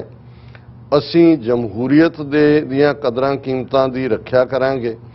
ਅਸੀਂ ਕਿਸੇ ਵੀ ਕਿਸਮ ਦੇ ਸ਼ੋਸ਼ਣ ਦੇ ਖਿਲਾਫ ਔਰ ਵਾਇਲੈਂਸ ਦੇ ਖਿਲਾਫ ਮਿਲ ਕੇ ਲੜਾਂਗੇ। ਦੁਨਿਆਵੀ ਲੈਵਲ ਦੇ ਉੱਤੇ, ਵਰਲਡ ਫੋਰਮ ਲੈਵਲ ਦੇ ਉੱਤੇ ਜਮਹੂਰੀ ਕਦਰਾਂ ਕੀਮਤਾਂ ਦੀ ਰੱਖਿਆ ਕਰਾਂਗੇ। ਸਾਰਵਜਨਿਕ ਬਹਿਸ ਯਾਨੀ ਓਪਨ ਡਿਸਕਸ਼ਨ, ਮੀਡੀਆ ਦੀ ਆਜ਼ਾਦੀ ਔਰ ਉਸ ਦੇ ਵਿੱਚ ਡਾਈਵਰਸਿਟੀ, ਆਨਲਾਈਨ ਔਰ ਆਫਲਾਈਨ ਜਿਹੜੀਆਂ ਜਾਣਕਾਰੀਆਂ ਨੇ ਉਹਨਾਂ ਦੇ ਉੱਤੇ ਕੋਈ ਪਾਬੰਦੀ ਨਹੀਂ ਹੋਏਗੀ। ਔਰ ਟਰਾਂਸਪੇਰੈਂਸੀ ਜਿਹੜੀ ਹੈ ਉਸ ਦੇ ਲਈ, ਮੀਡੀਆ ਦੀ ਟਰਾਂਸਪੇਰੈਂਸੀ, ਉਹਦੇ ਲਈ ਮਿਲ ਕੇ ਕੰਮ ਕਰਾਂਗੇ। ਹੁਣ ਇਹ ਹਿੰਦੀ ਚੀਨੀ ਬਾਈ ਇਸ ਲਈ ਹੈ ਕਿ ਇਹ ਜਦੋਂ ਜੁਆਇੰਟ ਸਟੇਟਮੈਂਟ ਜਾਰੀ ਕੀਤੀ ਜਾ ਰਹੀ ਸੀ 4 ਸਫ਼ਿਆਂ ਦੀ, ਠੀਕ ਉਸੇ ਦਿਨ, ਉਸੇ ਹੀ ਤਰੀਕ ਦੇ ਨੂੰ ਆਲਟ ਨਿਊਜ਼ ALT ਦੇ ਮੁਹੰਮਦ ਜ਼ੁਬੈਰ ਨੂੰ, ਇਹ ਉਹੀ ALT ਹੈ ਜਿਹਨੇ ਨੂਪੁਰ ਸ਼ਰਮਾ, ਜਿਹਨੇ ਨਬੀ ਦੇ ਖਿਲਾਫ ਸਟੇਟਮੈਂਟ ਦਿੱਤੀ, ਉਹਦਾ ਸੱਚ ਜ਼ਾਹਰ ਕੀਤਾ। ਉਹਨਾਂ ਦਾ ਵੈਬਸਾਈਟ ਜਿਹਦਾ ਨਾਂ ਹੀ ਫੈਕਟ ਚੈਕਿੰਗ ਹੈ, ਜੋ ਹੀ BJP ਵਾਲੇ ਕੋਈ ਮੈਨੀਪੂਲੇਟ ਕਰਨ ਦੇ ਲਈ ਝੂਠੀ ਬਿਆਨਬਾਜ਼ੀ ਜਾਂ ਜਾਣਕਾਰੀ ਜਿਹੜੀ ਆ ਆਪਣੇ ਸੋਸ਼ਲ ਪਲੇਟਫਾਰਮ ਤੇ ਲਿਆਂਦੇ ਸੀ ਸੋਸ਼ਲ ਮੀਡੀਆ 'ਚ, ਨਾਲ ਦੀ ਨਾਲ ਮੁਹੰਮਦ ਜ਼ੁਬੈਰ ਦਾ ਇਹ ਆਲਟ ਨਿਊਜ਼ ਉਹ ਫੈਕਟ ਚੈੱਕ ਦੇ ਨਾਲ ਦੱਸ ਦਿੰਦਾ ਸੀ ਕਿ ਵੀ ਜੋ ਹੁਣ ਡਾਕਟਰ ਕਰਦੇ ਨੇ ਕਿਵੇਂ ਫੋਟੋ ਸ਼ਾਪਿੰਗ ਹੁੰਦੀ ਹੈ, ਡਾਕਟਰਿੰਗ ਆਫ ਦਾ ਸਟੇਟਮੈਂਟਸ ਹੁੰਦੀ ਹੈ। ਸੋ ਇਹ ਮੁਹੰਮਦ ਜ਼ੁਬੈਰ ਜਿਹਨੇ ਨੂਪੁਰ ਸ਼ਰਮਾ ਨੂੰ ਵੀ ਪੂਰੀ ਤਰ੍ਹਾਂ ਜਿਹੜਾ ਐਕਸਪੋਜ਼ ਕੀਤਾ, ਇਹਨਾਂ ਦੀਆਂ ਅੱਖਾਂ 'ਚ ਰੜਕਦਾ ਸੀ, ਹੁਣ ਉੱਥੇ ਸਟੇਟਮੈਂਟ ਦੇ ਰਹੇ ਨੇ ਔਰ ਇੱਥੇ ਜਿਹੜਾ ਉਹਨਾਂ ਨੇ ਮੁਹੰਮਦ ਜ਼ੁਬੈਰ ਨੂੰ 4 ਸਾਲ ਪੁਰਾਣਾ ਕੋਈ ਝੂਠਾ ਕੇਸ ਉਹਦੇ ਥੱਲੇ ਚੁੱਕਿਆ ਔਰ ਫਿਰ ਪੁਲਿਸ ਰਿਮਾਂਡ ਔਰ ਜੁਡੀਸ਼ੀਅਲ ਰਿਮਾਂਡ ਔਰ ਇਹ ਸਾਰਾ ਜਿਹੜਾ ਇਸ ਪਾਸੇ ਵੱਲ ਤੋਰਿਆ। ਹੁਣ ਇਹਦੇ ਬਾਵਜੂਦ ਕਿ ਯੂਰਪ ਦੇ ਵਿੱਚ ਮੀਡੀਆ ਦੀ ਆਜ਼ਾਦੀ ਦੀ ਗੱਲ ਹੈ, ਮੋਦੀ ਹੁਣ ਵੀ ਜਦੋਂ ਇਸ ਟ੍ਰਿਪ ਦੇ ਉੱਤੇ ਹੋ ਗਿਆ, ਇਹ ਜੂਨ ਦੇ ਲਾਸਟ ਹਫਤੇ 'ਚ, ਇਹਨੇ ਮੀਡੀਆ ਨੂੰ ਫੇਸ ਨਹੀਂ ਕੀਤਾ, ਉਹਨਾਂ ਦੀ ਕੋਈ ਸਟੇਟਮੈਂਟ ਨਹੀਂ ਲਈ। ਲੇਕਿਨ ਇਹ ਮੁਹੰਮਦ ਜ਼ੁਬੈਰ ਵਾਲਾ ਇਸ਼ੂ ਤਾਂ ਕਿਉਂਕਿ ਇੱਕਦਮ ਹਾਈਲਾਈਟ ਹੋਇਆ, ਆਲਰੇਡੀ ਫੋਕਸ ਸੀ, ਨਤੀਜੇ ਦੇ ਤੌਰ ਤੇ ਇਸ ਦੇ ਉੱਤੇ ਫੌਰਨ ਯੂਨਾਈਟਿਡ ਨੇਸ਼ਨਸ ਨੇ ਵੀ, ਕਿਉਂਕਿ ਇੱਕ ਬੜੀ ਵੱਡੀ ਜਿਹੜੀ ਆ ਉਲੰਘਣਾ ਹੈ ਸਾਰੇ ਬੇਸਿਕ ਫਰੀडम ਆਫ ਐਕਸਪ੍ਰੈਸ਼ਨ ਦੀ, ਔਰ ਇਸ ਦੇ ਉੱਤੇ ਜਿਹੜੇ ਯੂਨਾਈਟਿਡ ਨੇਸ਼ਨਸ ਦੇ ਸੈਕਟਰੀ ਜਨਰਲ ਨੇ ਮਿਸਟਰ ਐਂਟੋਨੀਓ ਗੁਟਰਸ, ਉਹਨਾਂ ਦੇ ਸਪੋਕਸਮੈਨ ਨੇ ਨਾਲ ਦੀ ਨਾਲ ਉਹਨਾਂ ਨੇ ਇਹ ਕਿਹਾ ਕਿ ਭਾਈ ਇਹ ਵਿਚਾਰਾਂ ਦੀ ਜਿਹੜਾ ਪ੍ਰਗਟਾਇਆ ਉਹਦੀ ਆਜ਼ਾਦੀ ਹੈ ਔਰ ਇਸ ਲਈ ਕਿਸੇ ਨੂੰ ਜੇਲ੍ਹ ਦੇ ਵਿੱਚ ਨਹੀਂ ਡੱਕਿਆ ਜਾ ਸਕਦਾ। ਉਹਨਾਂ ਨੇ ਕਿਹਾ ਕਿ ਵੀ ਦੁਨੀਆ ਦੇ ਕਿਸੇ ਵੀ ਕੋਨੇ 'ਚ ਜ਼ਰੂਰੀ ਹੈ ਕਿ ਲੋਕਾਂ ਨੂੰ ਆਜ਼ਾਦਾਨਾ ਤੌਰ ਤੇ ਬੋਲਣ ਦੀ ਆਜ਼ਾਦੀ ਹੋਏ, ਜਰਨਲਿਸਟਾਂ ਨੂੰ, ਪੱਤਰਕਾਰਾਂ ਨੂੰ ਆਪਣਾ ਕੰਮ ਆਜ਼ਾਦਾਨਾ ਰੂਪ 'ਚ ਕਰਨ ਦੀ ਆਜ਼ਾਦੀ ਹੋਏ, ਇਸ ਲਈ ਕਿਸੇ ਨੂੰ ਵੀ ਡਰਾਇਆ ਜਾਂ ਧਮਕਾਇਆ ਨਹੀਂ ਜਾ। ਸੋ ਉਹਨਾਂ ਨੇ ਫੌਰਨ ਐਕਸ਼ਨ ਲਿਆ। ਲੇਕਿਨ ਜਿਹੜਾ ਮੈਂ ਸਮਝਦਾ ਵੀ ਘੱਟ ਹੁੰਦਾ ਹੈ ਡਿਪਲੋਮੇਸੀ ਦੀ ਦੁਨੀਆ 'ਚ, ਬਹੁਤ ਵਾਰ ਮੁਲਕ ਜਿਹੜੇ ਨੇ ਜੇ ਕਿਸੇ ਗੱਲ ਤੇ ਡਿਸਐਗਰੀ ਕਰਨ ਅੰਦਰ ਵਾੜ ਕੇ ਕਹਿ ਦਿੰਦੇ ਨੇ, ਪਬਲਿਕ ਸਟੇਟਮੈਂਟ ਨਹੀਂ ਦਿੰਦੇ। ਪਰ ਜਿਵੇਂ ਭਾਰਤ ਦੀ ਇਸ ਵੇਲੇ ਇਹ ਕਹੋ ਕਿ ਭਾਈ ਇਹਨਾਂ ਨੂੰ ਦੁਨੀਆ ਭਰ ਦੇ ਵਿੱਚ ਨੰਗਿਆਂ ਹੋ ਰਹੇ ਨੇ ਹਰ ਪਾਸਿਓਂ, ਔਰ ਜਰਮਨ ਨੇ ਇਸ ਦੇ ਉੱਤੇ, ਕਿਉਂਕਿ ਜਰਮਨ ਦੇ ਵਿੱਚ ਇਹ ਹੋ ਕੇ ਉਹਨਾਂ ਨੇ ਸਪੈਸ਼ਲ ਇਨਵਾਈਟ ਕੀਤਾ 5 ਮੁਲਕਾਂ ਨੂੰ ਜਿਹਨਾਂ 'ਚ ਭਾਰਤ ਵੀ ਸੀ। ਹੁਣ ਜਰਮਨ ਦਾ ਜਿਹੜਾ ਫੋਰਨ ਮਿਨਿਸਟਰੀ ਹੈ, ਵਿਦੇਸ਼ ਮੰਤਰਾਲਾ, ਉਹਨਾਂ ਨੇ ਇਸ ਐਕਸ਼ਨ ਦੇ ਉੱਤੇ, ਔਰ ਉਹਨਾਂ ਨੂੰ ਸਵਾਲ ਪੁੱਛਿਆ ਗਿਆ ਉਹਨਾਂ ਦੀ ਫੋਰਨ ਮਿਨਿਸਟਰੀ ਨੂੰ, ਉਹਨਾਂ ਨੇ ਭਾਰਤ ਦੇ ਉੱਤੇ ਬੜੀ ਜ਼ਬਰਦਸਤ ਤੰਜ਼ ਕੀਤੀ ਉਹਨਾਂ ਦੀ ਫੋਰਨ ਮਿਨਿਸਟਰੀ ਨੇ, ਔਰ ਇੰਡੀਆ ਨੂੰ ਹੱਥਾਂ ਪੈਰਾਂ ਦੀ ਪੈ ਗਈ। ਉਹਨਾਂ ਨੇ ਤਾਂ ਇਹ ਕਿਹਾ ਕਿ ਜੀ ਇਹ ਹੁਣ ਮਸਲਾ ਕਿਉਂਕਿ ਅਦਾਲਤ 'ਚ ਅਸੀਂ ਤੇ ਕੁਝ ਨਹੀਂ ਕਹਿਣਾ ਚਾਹੁੰਦੇ, ਪਰ ਸਾਡੇ ਤੇ ਗੱਲ ਨਹੀਂ ਸੀ ਹੋਣੀ ਚਾਹੀਦੀ ਕਿਸੇ ਨੂੰ। ਹੁਣ ਜਿਹੜੀ ਜਰਮਨ ਨੇ ਇਸ ਦੇ ਉੱਤੇ ਕੱਲੀ ਤੰਜ਼ ਇਹ ਨਹੀਂ ਕੀਤੀ, ਉਹਨਾਂ ਨੇ ਭਾਰਤ ਨੂੰ ਜਿਹੜਾ ਬਿਲਕੁਲ ਐਕਸਪੋਜ਼ ਕਰਕੇ ਰੱਖ ਦਿੱਤਾ। ਔਰ ਉਹਨਾਂ ਦੀ ਜਿਹੜੀ ਐਗਜ਼ੈਕਟ ਰਿਚਰਡ ਵਾਕਰ ਦੀ ਸਟੇਟਮੈਂਟ ਹੈ ਉਸ ਦਾ ਪੰਜਾਬੀ ਅਨੁਵਾਦ ਇਹ ਹੈ, ਉਹਨਾਂ ਨੇ ਕਿਹਾ ਵੀ ਭਾਰਤ ਖੁਦ ਨੂੰ ਦੁਨੀਆ ਦੀ ਸਭ ਤੋਂ ਵੱਡੀ ਜਮਹੂਰੀਅਤ ਕਹਿੰਦਾ ਹੈ, ਲੇਕਿਨ ਉਸ ਜਮਹੂਰੀਅਤ ਵਾਲੇ ਮੁਲਕ ਦੇ ਵਿੱਚ ਵਿਚਾਰਾਂ ਦੀ ਆਜ਼ਾਦੀ, ਪ੍ਰੈਸ ਦੀ ਆਜ਼ਾਦੀ ਨਾਂ ਦੀ ਕੋਈ ਚੀਜ਼ ਨਹੀਂ ਹੈ। ਪ੍ਰੈਸ ਨੂੰ ਜ਼ਰੂਰੀ ਸਪੇਸ ਦਿੱਤਾ ਜਾਣਾ ਚਾਹੀਦਾ ਹੈ। ਅਸੀਂ ਜਿਹੜੀ ਵਿਚਾਰਾਂ ਦੀ ਆਜ਼ਾਦੀ ਹੈ ਉਹਨੂੰ ਲੈ ਕੇ ਵਚਨਬੱਧ ਹੈ। ਅਸੀਂ ਦੁਨੀਆ ਭਰ 'ਚ ਪ੍ਰੈਸ ਦੀ ਆਜ਼ਾਦੀ ਦੀ ਹਮਾਇਤ ਕਰਦੇ ਹਾਂ। ਇੱਕ ਐਸੀ ਚੀਜ਼ ਹੈ ਜਿਹਦੀ ਬੜੀ ਅਹਿਮੀਅਤ ਹੈ, ਇਹ ਭਾਰਤ ਤੇ ਵੀ ਲਾਗੂ ਹੁੰਦਾ ਹੈ। ਕਿਸੇ ਵੀ ਚੰਗੇ ਸਮਾਜ ਲਈ ਵਿਚਾਰਾਂ ਦੀ ਆਜ਼ਾਦੀ ਦਾ ਪ੍ਰਗਟਾ ਇੰਡੀਪੈਂਡੈਂਟ ਰਿਪੋਰਟਿੰਗ ਲਫ਼ਜ਼ ਉਹਨਾਂ ਨੇ ਕਿਹਾ, ਇਹ ਉਹਦਾ ਧੁਰ ਹੈ। ਔਰ ਇਹ ਪੱਤਰਕਾਰਤਾ ਦੇ ਉੱਤੇ ਪਾਬੰਦੀ ਜੋ ਉਹਨਾਂ ਨੇ ਕੀਤਾ ਭਾਰਤ ਨੇ, ਇਹ ਸਾਡੇ ਲਈ ਬੜੀ ਚਿੰਤਾ ਦਾ ਵਿਸ਼ਾ ਹੈ। ਔਰ ਇਹ ਪੱਤਰਕਾਰਾਂ ਨੂੰ ਲਿਖਣ ਤੇ ਬੋਲਣ ਲਈ ਤੁਸੀਂ ਜੇਲ੍ਹਾਂ 'ਚ ਬੰਦ ਨਹੀਂ ਕਰ ਸਕਦੇ। ਔਰ ਉਹਨਾਂ ਨੇ ਨਾਲ ਦੀ ਨਾਲ ਇਹ ਕਿਹਾ ਵੀ ਇਹ ਜਿਹੜੀ ਮੁਹੰਮਦ ਜ਼ੁਬੈਰ ਦੀ ਗ੍ਰਿਫਤਾਰੀ ਹੋਈ ਹੈ, ਦਿੱਲੀ ਬੇਸ ਜਿਹੜਾ ਸਾਡੀ ਐਮਬੈਸੀ ਹੈ ਉਹ ਇਸ ਦੇ ਉੱਤੇ ਨਜ਼ਰ ਰੱਖ ਰਹੀ ਹੈ। ਅਸੀਂ ਯੂਰਪੀਅਨ ਯੂਨੀਅਨ ਨਾਲ ਵੀ ਇਸ ਮੁੱਦੇ ਦੇ ਉੱਤੇ ਸੰਪਰਕ 'ਚ ਹੈ ਔਰ ਭਾਰਤ ਦੇ ਨਾਲ ਯੂਰਪੀਅਨ ਯੂਨੀਅਨ ਇਸ ਮੁੱਦੇ ਦੇ ਉੱਤੇ ਸੰਵਾਦ ਕਰ ਰਹੀ ਹੈ। ਔਰ ਇਹ ਜਿਹੜਾ ਭਾਰਤ ਨੇ ਜੋ ਕੀਤਾ ਹੈ ਇਹ ਬਿਲਕੁਲ ਫਰੀडम ਆਫ ਐਕਸਪ੍ਰੈਸ਼ਨ ਦੀ ਉਲੰਘਣਾ ਹੈ। ਔਰ ਇਸ ਦੇ ਨਾਲ ਨਾਲ ਹੁਣ ਇਹ ਇੱਕ ਬਹੁਤ ਵੱਡਾ ਇਸ ਲੈਵਲ ਦੇ ਉੱਤੇ ਵੀ ਜਿੱਥੋਂ ਅਜੇ ਹਫ਼ਤਾ ਪਹਿਲਾਂ ਉਹ ਗਿਆ ਪ੍ਰਾਈਮ ਮਿਨਿਸਟਰ ਉਹਨਾਂ ਦਾ 4 ਸਫ਼ਿਆਂ ਦੀ ਸਟੇਟਮੈਂਟ ਜੋ ਕਹਿ ਰਿਹਾ ਔਰ ਐਨ ਉਸੇ ਦਿਨ ਭਾਰਤ ਦੇ ਵਿੱਚ ਜਿਹੜਾ ਸਭ ਤੋਂ ਵੱਡਾ ਇਸ ਕਿਸਮ ਦਾ ਜਿਹੜਾ ਉਹ ਵਿਚਾਰਾਂ ਦੀ ਆਜ਼ਾਦੀ ਵਾਲੀ ਗੱਲ ਨੂੰ ਉਹਦੀਆਂ ਧੱਜੀਆਂ ਉਡਾਈਆਂ ਜਾ ਰਹੀਆਂ। ਸੋ ਅਸੀਂ ਸਮਝਦੇ ਹਾਂ ਕਿ ਵੀ ਇਹ ਜਿੱਥੇ ਕਾਫੀ ਲੰਮਾ ਵਕਤ ਭਾਰਤ ਦੁਨੀਆ ਨੂੰ ਧੋਖਾ ਦੇਣ 'ਚ ਕਾਮਯਾਬ ਰਿਹਾ ਕਿ ਜੀ ਅਸੀਂ ਲਾਰਜੈਸਟ ਡੈਮੋਕ੍ਰੇਸੀ ਜਮਹੂਰੀਅਤ ਦੇਖੋ ਇੰਨਾ ਸਾਡਾ VOTING ਸਿਸਟਮ ਇੰਨੇ ਲੋਕ ਵੋਟਾਂ ਪਾ ਕੇ ਸਰਕਾਰ ਚੁਣਦੇ ਨੇ, ਪਰ ਇਹ ਐਕਸਪੋਜ਼ ਹੋਣੇ ਸ਼ੁਰੂ ਹੋਏ ਨੇ ਔਰ ਹੁਣ ਔਨ ਦਾ ਡਿਫੈਂਸਿਵ ਨੇ। ਔਰ ਭਾਰਤ ਦੇ foreign minister no comments as Mohammed Zubair case is sub judice. India responds to Germany's remarks on Alta News co-founder Zubair Mohammed. ਉਹਨਾਂ ਨੇ ਕਿਹਾ ਜੀ ਇਹ ਅਦਾਲਤ ਦੇ ਵਿੱਚ ਹੈ, ਪਰ ਦੁਨੀਆ ਦੇ ਸਾਹਮਣੇ ਭਾਰਤ ਦਾ ਜਿਹੜਾ ਕਰੂਪ ਚਿਹਰਾ ਹੈ, ਅਗਲੀ ਚਿਹਰਾ ਹੈ, ਜ਼ਾਲਮ ਚਿਹਰਾ ਹੈ, ਉਹ ਬੇਨਕਾਬ ਹੋ ਗਿਆ। ਬਿਲਕੁਲ ਡਾਕਟਰ ਸਾਹਿਬ, ਤੁਹਾਡਾ ਬਹੁਤ ਬਹੁਤ ਸ਼ੁਕਰੀਆ। ਸਾਥੀਆਂ ਨੇ ਬ੍ਰੇਕ ਵਿਊਅਰਸ ਤੁਸੀਂ ਨੇ ਇਸੇ ਤਰ੍ਹਾਂ ਬਣੇ ਰਹਿਣਾ, ਮਿਲਦੇ ਹਾਂ after this short break.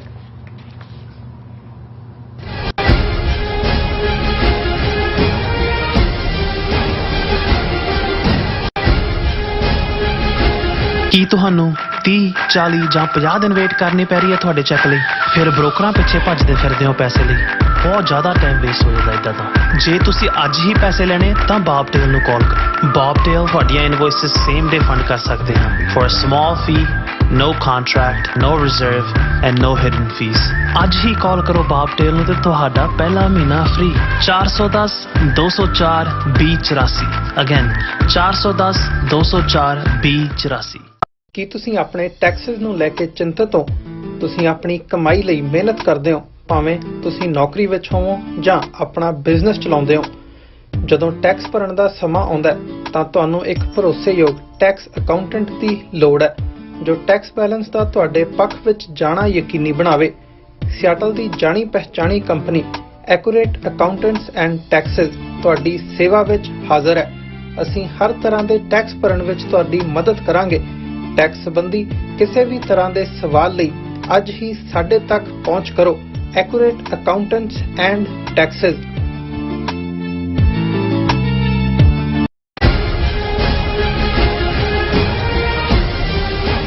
Viewers welcome back ਨੂੰ ਪ੍ਰੋਗਰਾਮ। ਸੋ ਵਿਊਅਰਸ ਗੱਲਬਾਤ ਕਰਾਂਗੇ ਭਾਰਤ ਤੇ ਚੀਨ ਦੇ ਹਵਾਲੇ ਨਾਲ ਕਿ ਇੰਡੋਨੇਸ਼ੀਆ ਵਿੱਚ ਬਾਲੀ ਨਾਂ ਦੇ ਆਈਲੈਂਡ ਤੇ G20 ਮੁਲਕਾਂ ਦੀ ਸਮਿਟ ਦੌਰਾਨ ਭਾਰਤ ਤੇ ਚੀਨ ਦੇ ਫੋਰਨ ਮਿਨਿਸਟਰ ਦੀ ਮੁਲਾਕਾਤ ਲਗਭਗ 1 ਘੰਟਾ ਹੋਈ ਔਰ ਇਹਨੂੰ ਜਾਪਦਾ ਹੈ LAC ਦੇ ਮੁੱਦੇ ਤੇ ਇਹ ਮੀਟਿੰਗ ਪੂਰੀ ਤਰ੍ਹਾਂ ਫੇਲ ਹੋਈ ਹੈ। ਸੋ ਦੂਸਰੇ ਪਾਸੇ ਚੀਨ ਨੇ ਭਾਰਤ ਨੂੰ ਦਲਾਈ ਲਾਮੇ ਦੇ ਜਨਮ ਦਿਨ ਮਨਾਉਣ ਤੇ ਕੋਸਿਆ ਹੈ ਔਰ ਨਾਲ ਹੀ ਚੀਨੀ ਕੰਪਨੀਆਂ ਦੇ ਦਫ਼ਤਰਾਂ ਤੇ ED ਵੱਲੋਂ ਕੀਤੇ ਜਾ ਰਹੇ ਰੇਡ ਤੇ ਵੀ ਜਿਹੜਾ ਪ੍ਰੋਟੈਸਟ ਕੀਤਾ ਹੈ। ਸੋ ਇਸ ਬਾਰੇ ਆਪਾਂ ਗੱਲਬਾਤ ਕਰਨ ਜਾ ਰਹੇ ਹਾਂ। ਸੋ ਅਸੀਂ ਚਾਹਾਂਗੇ ਕਿ ਤੁਸੀਂ ਇਸੇ ਤਰ੍ਹਾਂ ਬਣੇ ਰਹਿਣਾ, ਦੇਖਣ ਸੁਣ ਲਈ ਐਂਡ ਲਿਖਣ ਲਈ ਤੁਹਾਡਾ ਸਭ ਦਾ ਬਹੁਤ ਬਹੁਤ ਧੰਨਵਾਦ ਜੀ। ਡਾਕਟਰ ਸਾਹਿਬ ਕੀ ਕਹਿਣਾ ਚਾਹੋਗੇ? ਦੇਖੋ, ਇੱਕ ਪਾਸੇ ਜੰਗ ਦੇ ਮੈਦਾਨ ਦੇ ਵਿੱਚ ਫੈਸਲੇ ਹੁੰਦੇ ਨੇ ਬਹੁਤ ਸਾਰੀਆਂ ਚੀਜ਼ਾਂ ਦੇ ਔਰ ਭਾਰਤ ਜਿਹੜਾ ਬੜਾ ਚਾਂਬਲਿਆ ਹੋਇਆ ਸੀ ਔਰ ਖਾਸ ਤੌਰ ਤੇ ਆਰਬਿਟਰੇਰੀਲੀ ਭਾਰਤ ਨੇ 5 ਅਗਸਤ 2019 ਨੂੰ ਜੰਮੂ ਕਸ਼ਮੀਰ ਦਾ ਆਰਟੀਕਲ 370-35A ਖਤਮ ਕਰਕੇ ਜਿਹੜਾ ਇੱਕ ਡਿਸਪਿਊਟਡ ਟੈਰੀਟਰੀ ਸੀ ਉਸ ਸਟੇਟਸ ਨੂੰ ਖਤਮ ਕਰਨ ਦੀ ਕੋਸ਼ਿਸ਼ ਕੀਤੀ।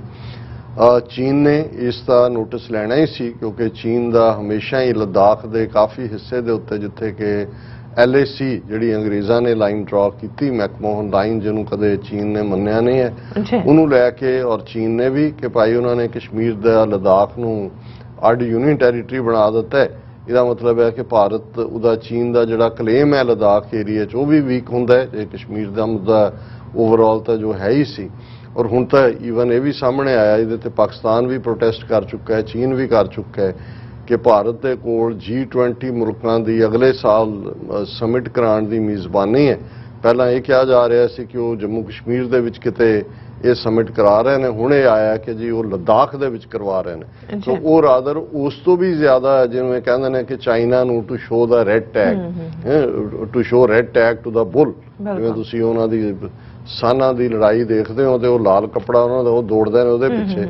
ਸੋ ਇਵੇਂ ਹੀ ਹੈ ਲੱਦਾਖ ਦੇ ਵਿੱਚ, ਕਿਉਂਕਿ ਲੱਦਾਖ ਦੇ ਇੱਕ ਵੱਡੇ ਹਿੱਸੇ ਨੂੰ ਚੀਨ ਜਿਹੜਾ ਹੈ ਉਹ ਆਪਣੀ ਟੈਰੀਟਰੀ ਮੰਨਦਾ ਹੈ।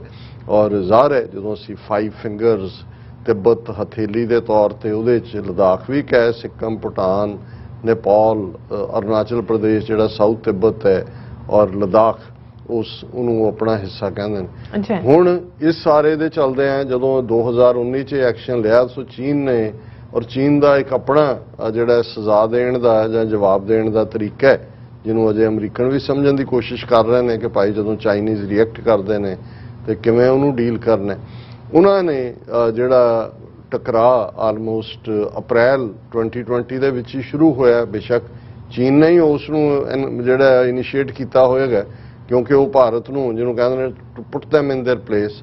ਔਰ ਜੂਨ 2020 'ਚ ਅਸੀਂ ਗਲਵਾਨ ਵੈਲੀ ਦੇ ਮੌਕੇ ਤੇ ਫਿਰ ਦੇਖਦੇ ਹਾਂ ਕਿ 20 ਭਾਰਤੀ ਫੌਜੀ ਜਿਹੜੇ ਅਫਸਰ ਔਰ ਜਵਾਨ ਜਿਨ੍ਹਾਂ 'ਚ ਉਹਨਾਂ ਦਾ ਕਮਾਂਡੈਂਟ ਸ਼ਾਮਲ ਹੈ ਉਹ ਮਾਰੇ ਜਾਂਦੇ ਨੇ। 15 ਤੋਂ ਜ਼ਿਆਦਾ ਉਹਨਾਂ ਦੇ ਆਫੀਸਰ ਔਰ ਜਵਾਨ ਉਹ ਪ੍ਰਿਜ਼ਨਰ ਆਫ ਵਾਰ ਬਣਦੇ ਨੇ, ਜਿਹੜੇ ਉਹ ਬਾਅਦ 'ਚ ਵਾਪਸ ਕਰ ਦਿੰਦੇ ਨੇ। ਉਦੋਂ ਤੋਂ ਲੈ ਕੇ ਔਰ ਫਿਰ ਕੱਲਾ ਗੱਲ ਗਲਵਾਨ ਤੱਕ ਨਹੀਂ ਰੁਕੀ, ਫਿਰ ਡੈਪਸੋਂਗ, ਪੈਂਗਸੋਂਗ ਸੋ ਲੇਕ, ਉਸ ਤੋਂ ਪਹਿਲਾਂ ਭਾਰਤ ਨੇ ਡੋਕਲਾਮ ਦੇ ਵਿੱਚ ਵੀ ਰੈੱਡ ਟੈਗ ਚੀਨ ਨੂੰ ਦਿਖਾ ਕੇ ਜੁੱਤੀਆਂ ਖਾਧੀਆਂ ਸੀ।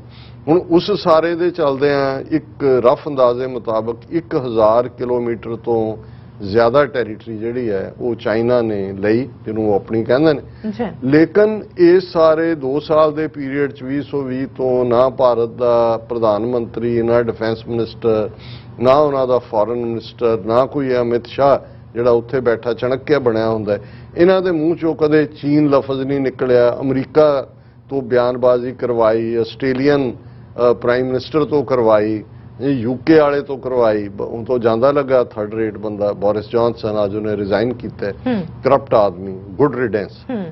ਲੇਕਿਨ ਇਹਦੇ 'ਚ ਕੋਈ ਦੋ ਰਾਵਾਂ ਨਹੀਂ ਨੇ ਕਿ ਚੀਨ ਨੇ ਆਪਣਾ ਸਟੈਂਡ ਕਾਇਮ ਰੱਖਿਆ। 15 ਤੋਂ ਜ਼ਿਆਦਾ ਇਹਨਾਂ ਦੀਆਂ ਕਮਾਂਡੈਂਟ ਲੈਵਲ ਮੀਟਿੰਗਸ ਹੋ ਚੁੱਕੀਆਂ ਨੇ।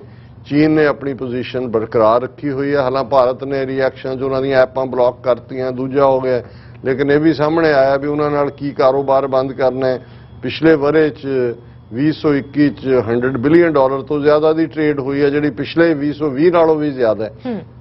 ਲੇਕਿਨ ਫਿਰ ਵੀ ਕਿਉਂਕਿ ਜਿਹਨੂੰ ਉਹ ਕਿਹਾ ਜਾਂਦਾ ਜੀ hoping against hope is the folly of human nature. India ਵੀ ਇਹ ਸਮਝਦਾ ਵੀ ਸ਼ਾਇਦ ਚੀਨ ਦੇ ਉੱਤੇ ਹੁਣ ਜੋ ਰੂਸ ਦੇ ਨਾਲ ਯੂਕਰੇਨ ਔਰ ਅਮਰੀਕਾ ਦਾ ਦਬਾਅ ਹੈ, ਸ਼ਾਇਦ ਚੀਨ ਕੋਈ ਦੇ ਅੱਲਾ ਕੇ ਨਾਮ ਕੋਈ ਸਾਨੂੰ ਰਿਆਇਤ ਦੇ ਦੇ।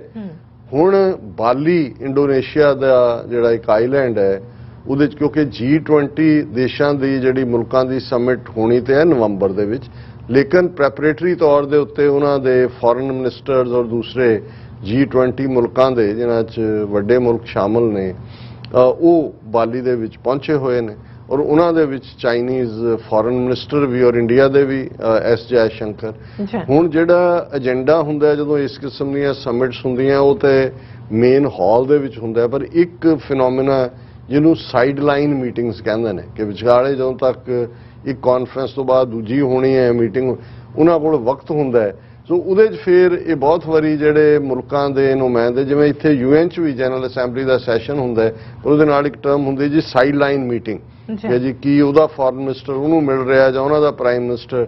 ਉਹਨਾਂ ਦੀ ਇੱਕ ਆਪਣੀ ਅਹਿਮੀਅਤ ਹੁੰਦੀ ਹੈ, ਬਹੁਤੇ ਫੋਕਸ ਨਹੀਂ ਹੁੰਦੀ ਜਾਂ ਆਫੀਸ਼ੀਅਲ ਕਾਰਵਾਈ ਦਾ ਹਿੱਸਾ ਨਹੀਂ ਹੁੰਦਾ, ਲੇਕਿਨ ਇਹ ਸਪੋਰਟ ਬਿਲਡਿੰਗ ਵੀ ਹੁੰਦਾ, ਲੌਬਿੰਗ ਵੀ ਹੁੰਦਾ ਤੇ ਕਈ ਵਾਰੀ ਤੁਸੀਂ ਕਲੋਜ਼ਨੈਸ ਵੀ ਦਿਖਾ ਰਹੇ ਹੁੰਦੇ ਹੋ। ਔਰ ਇਹ ਜਿਹੜੀ ਹੈ ਇੰਡੀਆ ਦੇ ਫੋਰਨ ਮਿਨਿਸਟਰ ਜੈ ਸ਼ੰਕਰ ਔਰ ਜਿਹੜੇ ਨੇ ਚਾਈਨਾ ਦੇ ਮਿਸਟਰ ਵੈਂਗ ਯੀ, ਉਹਨਾਂ ਦੀ ਮੀਟਿੰਗ ਹੋਈ G20 ਔਰ ਉਹਦੇ 'ਚ ਕਿਉਂਕਿ ਬਹੁਤਿਆਂ ਨੂੰ ਉੱਥੇ ਆਸ ਹੈ ਵੀ ਸ਼ਾਇਦ ਜਿਹੜਾ LAC ਦਾ ਝਗੜਾ ਹੈ ਉਸ ਦਾ ਕੋਈ ਹੱਲ ਨਿਕਲੇ, ਪਰ ਜਿਹੜੀ ਸਟੇਟਮੈਂਟ ਇਸ ਲਗਭਗ 1 ਘੰਟਾ ਇਹ ਮੀਟਿੰਗ ਚੱਲੀ, ਉਸ ਤੋਂ ਬਾਅਦ ਜਿਹੜਾ ਭਾਰਤੀ ਫੋਰਨ ਮਿਨਿਸਟਰੀ ਨੇ ਦਿੱਤੀ ਹੈ, ਐਕਸਟਰਨਲ ਅਫੇਅਰ ਮਿਨਿਸਟਰੀ ਨੇ, ਉਸ ਤੋਂ ਇਹ ਅੰਦਾਜ਼ਾ ਲੱਗਦਾ ਹੈ, ਚੀਨ ਦੀ ਵੀ ਅਸੀਂ ਗੱਲ ਕਰਾਂਗੇ ਕਿ ਉਹਨਾਂ ਨੇ ਤਾਂ LAC ਦਾ ਭੋਗ ਹੀ ਨਹੀਂ ਪਾਇਆ ਆਪਣੀ ਸਟੇਟਮੈਂਟ, ਪਰ ਇੰਡੀਆ ਨੇ ਜਿਵੇਂ ਗੋਲਮੋਲ ਕਰਕੇ ਦਿੱਤਾ, ਇਹਦਾ ਮਤਲਬ ਇਹ ਹੈ ਵੀ ਚਾਈਨਾ ਨੇ ਅਗੇਨ ਪੁੱਠੇ ਹੱਥ ਦੀ ਮਾਰੀ ਹੈ ਇਹਨਾਂ ਦੇ ਮੂੰਹ ਤੇ। ਉਹਨਾਂ ਨੇ ਕਿਹਾ ਵੀ ਫੋਰਗੇਟ ਅਬਾਊਟ ਇਟ, ਤੁਸੀਂ ਦੱਸੋ ਹੋਰ ਕੀ ਕੋਈ ਗੱਲ ਹੈ ਕਰਨ ਵਾਲੀ। ਔਰ ਭਾਰਤੀ ਫੋਰਨ ਮਿਨਿਸਟਰੀ ਦੀ ਸਟੇਟਮੈਂਟ ਹੈ, called for N external affairs minister called for an early resolution of all the outstanding issues along the LAC in eastern Ladakh, all the outstanding issues कि जी उन्हें जयशंकर ने ये गल कही, recalling the disengagement achieved in some friction areas, EAM reiterated the need to sustain the momentum to complete disengagement from all the remaining areas to restore peace and tranquility in the border areas। उन्होंने कहा जी उन्होंने गलबात की है कि जिथों ਜਿਹੜੇ friction areas ने, मतलब ਜਿਹੜੇ ਥਾਵਾਂ चीन ने ऑक्यूपाई की हैं ਉੱਥੋਂ ਪਿੱਛੇ ਹਟਾਉਣ ਦੇ ਲਈ ਜਿਹੜੀ ਹੈ ਗੱਲਬਾਤ ਕੀਤਾ ਜਾਏ। ਔਰ ਨਾਲ ਦੀ ਨਾਲ ਉਹਨਾਂ ਨੇ ਕਿਹਾ ਜੀ ਜਿਹੜਾ 16ਵਾਂ ਰਾਉਂਡ ਹੈ ਸੀਨੀਅਰ ਕਮਾਂਡਰਸ ਦੀ ਮੀਟਿੰਗ ਦਾ ਚਸ਼ੂਲ ਮੋਲਡੋ ਬਾਰਡਰ ਪੁਆਇੰਟ ਦੇ ਉੱਤੇ ਉਹ ਬਹੁਤ ਜਲਦੀ ਕੀਤਾ। ਸੋ ਇਸ ਤੋਂ ਇਹ ਇਜ਼ਹਾਰ ਹੋਇਆ ਕਿ ਵੀ ਇਹਦੇ ਚੋਂ ਕੁਝ ਨਹੀਂ ਨਿਕਲਿਆ।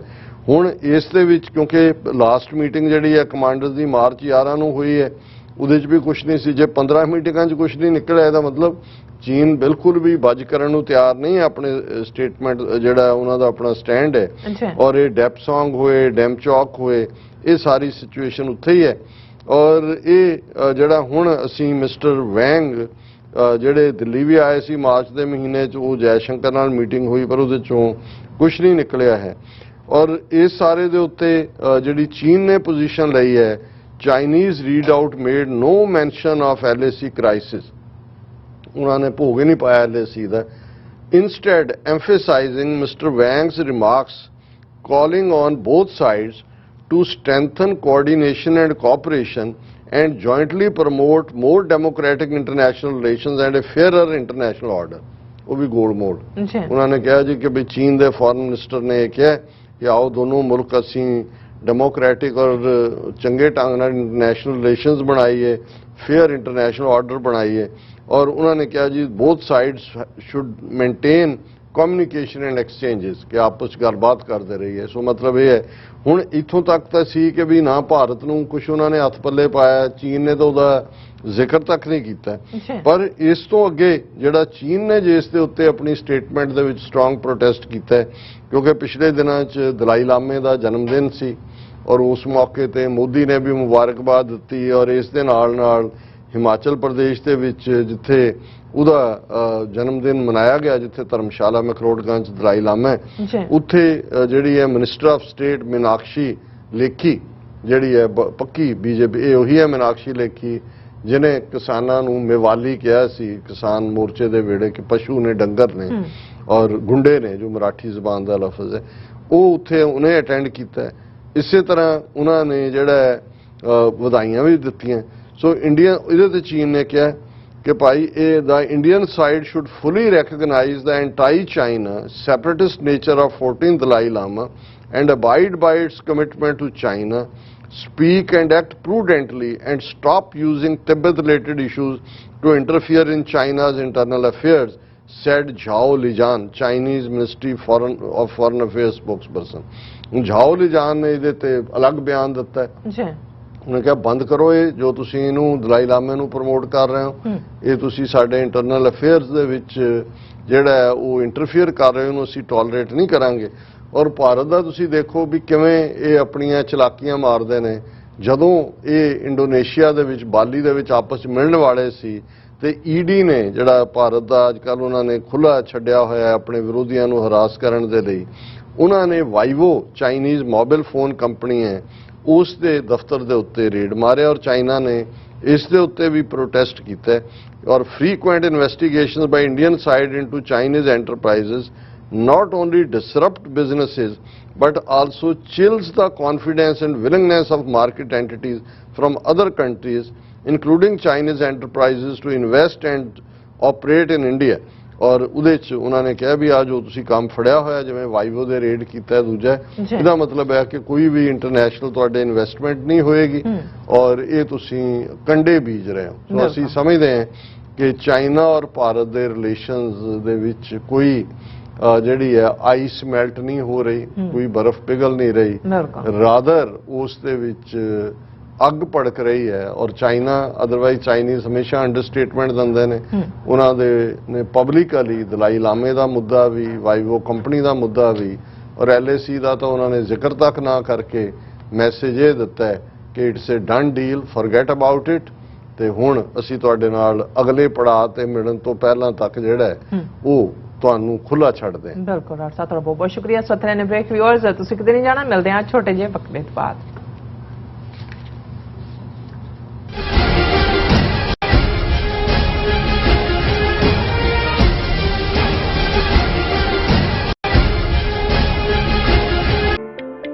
ਸਿਗਨੇਚਰ ਟਰੱਕ ਸਰਵਿਸ ਰਾਊਟ 81 ਉੱਤੇ ਐਗਜ਼ਿਟ 235 ਤੇ ਟਰੱਕਰ ਵੀਰਾਂ ਲਈ 24 ਘੰਟੇ ਰੋਡ ਸਰਵਿਸ ਦੀ ਸੁਵਿਧਾ ਮੌਜੂਦ। Heavy duty repair, oil change, ਪੁਰਾਣੇ ਅਤੇ ਨਵੇਂ tyre, computer diagnostic, DPF cleaning, brake service ਜਾਂ ਰਸਤੇ ਵਿੱਚ ਆਈ ਹਰ ਤਰ੍ਹਾਂ ਦੀ ਰਿਪੇਅਰ ਪ੍ਰੋਫੈਸ਼ਨਲ ਟੀਮ ਵੱਲੋਂ ਕੀਤੀ ਜਾਂਦੀ ਹੈ। ਬ੍ਰੇਕਫਾਸਟ, ਲੰਚ ਅਤੇ ਡਿਨਰ ਲਈ ਪੰਜਾਬੀ ਢਾਬੇ ਦਾ ਆਨੰਦ ਵੀ ਮਾਣੋ। ਡਰਾਈਵਰ ਅਤੇ ਟਰੱਕ ਆਪਰੇਟਰ ਵੀਰ ਡਿਸਪੈਚ ਦੀ ਸਰਵਿਸ ਲਈ ਸਾਡੇ ਨਾਲ ਸੰਪਰਕ ਕਰਨ। Signature truck service 58 triangle drive, Weyers Cave, Virginia. ਕੀ ਤੁਸੀਂ ਰੋਜ਼ਾਨਾ ਕੰਮ ਤੇ ਆਪਣਾ ਵਧੇਰੇ ਸਮਾਂ ਬਿਤਾਉਣ ਤੋਂ ਪਰੇਸ਼ਾਨ ਹੋ? ਆਪਣੀ ਪੂੰਜੀ ਨੂੰ ਕੰਮ ਤੇ ਲਗਾਓ, ਸਾਡੇ ਨਾਲ ਇਨਵੈਸਟ ਕਰੋ। ਅਸੀਂ ਤੁਹਾਡੀ ਪੂੰਜੀ ਤੋਂ ਤੁਹਾਡੇ ਲਈ ਵਧੇਰੇ ਪੈਸੇ ਬਣਾ ਸਕਦੇ ਹਾਂ। ਅਸੀਂ ਪ੍ਰਾਈਵੇਟ ਇਕੁਇਟੀ ਇਨਵੈਸਟਮੈਂਟ ਫਰਮ ਹਾਂ ਤੇ ਕਮਰਸ਼ੀਅਲ ਰੀਅਲ ਏਸਟੇਟ ਵਿੱਚ ਮਾਹਿਰ ਹਾਂ। Property management, leasing, asset management, commercial real estate investment ਵਿੱਚ ਸਾਰੀਆਂ ਸੇਵਾਵਾਂ ਲਈ ਅਮਰੀਕਾ ਭਰ ਵਿੱਚੋਂ ਤੁਸੀਂ ਸਾਡੇ ਤੱਕ ਪਹੁੰਚ ਕਰ ਸਕਦੇ ਹੋ। ਆਜ਼ਾਦ ਕਮਰਸ਼ੀਅਲ ਰੀਅਲਟੀ ਸਰਵਿਸਿਜ਼ ਤੇ Azad family trust 701 north fort oak road, suite number 204, Houston, Texas.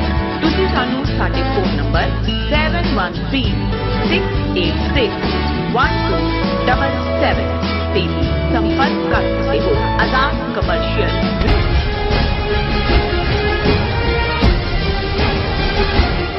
ਦਰਸ਼ਕੋ, ਬ੍ਰੇਕ ਤੋਂ ਬਾਅਦ ਤੁਹਾਡਾ ਸਭ ਦਾ ਭਰਪੂਰ ਸਵਾਗਤ ਹੈ। ਸੋ ਵਿਊਅਰਸ, ਗੱਲਬਾਤ ਕਰਾਂਗੇ ਕਿ MP ਬਣਨ ਤੋਂ ਬਾਅਦ ਪਹਿਲੀ ਵਾਰ ਦਰਬਾਰ ਸਾਹਿਬ ਅੰਮ੍ਰਿਤਸਰ ਜੀ ਦੇ ਦਰਸ਼ਨਾਂ ਨੂੰ ਆਏ ਸਰਦਾਰ ਸਿਮਰਨਜੀਤ ਮਾਨ ਜਿਹੜੇ ਨੇ ਉਹ ਮੀਡੀਆ ਦੇ ਰੂਬਰੂ ਵੀ ਹੋਏ ਨੇ ਔਰ ਉਹਨਾਂ ਵੱਲੋਂ ਪੰਜਾਬ ਦੇ ਦਰਿਆਈ ਪਾਣੀਆਂ ਅਤੇ ਜਿਹੜੇ ਉਹਨਾਂ ਦੀ ਲੁੱਟ ਖਸੁੱਟ ਹੈ ਅਤੇ ਸਿੱਖਾਂ ਦੇ ਹੋਰ ਧਾਰਮਿਕ ਮੁੱਦਿਆਂ ਨੂੰ ਪਾਰਲੀਮੈਂਟ ਵਿੱਚ ਉਠਾਉਣ ਦਾ ਐਲਾਨ ਕੀਤਾ ਗਿਆ ਹੈ। ਸੋ ਇਸ ਬਾਰੇ ਆਪਾਂ ਗੱਲਬਾਤ ਕਰਨ ਜਾ ਰਹੇ ਹਾਂ। ਸੋ ਅਸੀਂ ਚਾਹਾਂਗੇ ਕਿ ਤੁਸੀਂ ਇਸ ਤਰ੍ਹਾਂ ਹੀ ਬਣੇ ਰਹਿਣਾ। ਦੇਖਣ ਸੁਣਨ ਲਈ ਲਿਖਣ ਲਈ ਤੁਹਾਡਾ ਸਭ ਦਾ ਬਹੁਤ ਬਹੁਤ ਸ਼ੁਕਰੀਆ। ਜੀ ਡਾਕਟਰ ਸਾਹਿਬ, ਕੀ ਕਹਿਣਾ ਚਾਹੋਗੇ? ਦੇਖੋ, ਭਾਰਤ ਦੇ ਵਿੱਚ ਇਸ ਵੇਲੇ ਘੱਟ ਗਿਣਤੀਆਂ ਦੇ ਨਾਲ ਜਾਂ ਅਕਲੀਅਤਾਂ ਨਾਲ ਸੰਬੰਧਿਤ ਕੀ ਕੁਝ ਚੱਲ ਰਿਹਾ ਹੈ ਉਸ ਦਾ ਰੋਜ਼ਾਨਾ ਹੀ ਅਸੀਂ ਵੇਰਵਾ ਕਰਦੇ ਹਾਂ ਕਿਸੇ ਨਾ ਕਿਸੇ ਪਾਸਿਓਂ। ਇੱਕ ਪਾਸੇ ਕਿਵੇਂ independent journalist, independent activist, independence thinker, ਉਹਨਾਂ ਨੂੰ ਟਾਰਗੇਟ ਕੀਤਾ ਜਾ ਰਿਹਾ ਹੈ, ਨਿਸ਼ਾਨਾ ਬਣਾਇਆ ਜਾ ਰਿਹਾ, ਗ੍ਰਿਫਤਾਰੀਆਂ ਹੋ ਰਹੀਆਂ ਔਰ UAPA ਵਰਗੇ ਉਹਨਾਂ ਦੇ ਉੱਤੇ ਜਿਹੜੇ ਨੇ ਖਤਰਨਾਕ ਕਾਨੂੰਨ ਲਾਗੂ ਕਰਕੇ ਜਿਹਦੇ 'ਚ ਜ਼ਮਾਨਤ ਹੀ ਨਹੀਂ ਹੁੰਦੀ, ਹਰਾਸ ਕੀਤਾ ਜਾ ਰਿਹਾ। ਦੂਸਰੇ ਪਾਸੇ ਜਦੋਂ ਅਸੀਂ ਜਸਟਿਸ ਦੀ ਗੱਲ ਕਰਦੇ ਹਾਂ, ਹੁਣ ਇਹ ਡਿਬੇਟ ਚੱਲ ਰਹੀ ਹੈ ਮੀਡੀਆ 'ਚ ਕਿ ਜੀ ਉਹ ਸੱਜਣ ਕੁਮਾਰ ਦੀ ਇਹਨੂੰ ਜ਼ਮਾਨਤ ਦੇ ਦਿੱਤੀ ਸੁਪਰੀਮ ਕੋਰਟ ਨੇ, ਹਾਈ ਕੋਰਟ ਨੇ ਫਿਰ ਉਹਦੇ ਤੇ ਰੋਕ ਲਾਤੀ। 38 ਸਾਲ ਬਾਅਦ ਅਸੀਂ ਇਹ ਡਰਾਮੇਬਾਜ਼ੀ ਦੇਖ ਰਹੇ ਹਾਂ ਜਿੱਥੇ ਹਜ਼ਾਰਾਂ ਸਿੱਖਾਂ ਦੇ ਕਾਤਲ ਜਿਹੜੇ ਨੇ ਉਹ ਜਾਂ ਫ੍ਰੀ ਨੇ ਜਾਂ ਇੱਕ ਅੱਧਾ ਜੇ ਸੱਜਣ ਕੁਮਾਰ ਉਹਨੂੰ ਉਮਰ ਕੈਦ ਜਾਂ ਕੁਝ ਹੁੰਦਾ ਵੀ ਹੈ ਤਾਂ ਉਹਨੂੰ ਵੀ ਰਿਲੀਜ਼ ਕਰਵਾਉਣ ਦੇ ਲਈ ਜਿਹੜੀ ਹੈ ਹਕੂਮਤ ਔਰ ਉਹਨਾਂ ਦੇ ਅਦਾਰੇ ਉਹ ਪੱਬਾਂ ਪਾਰ ਹੋ ਰਹੇ ਨੇ।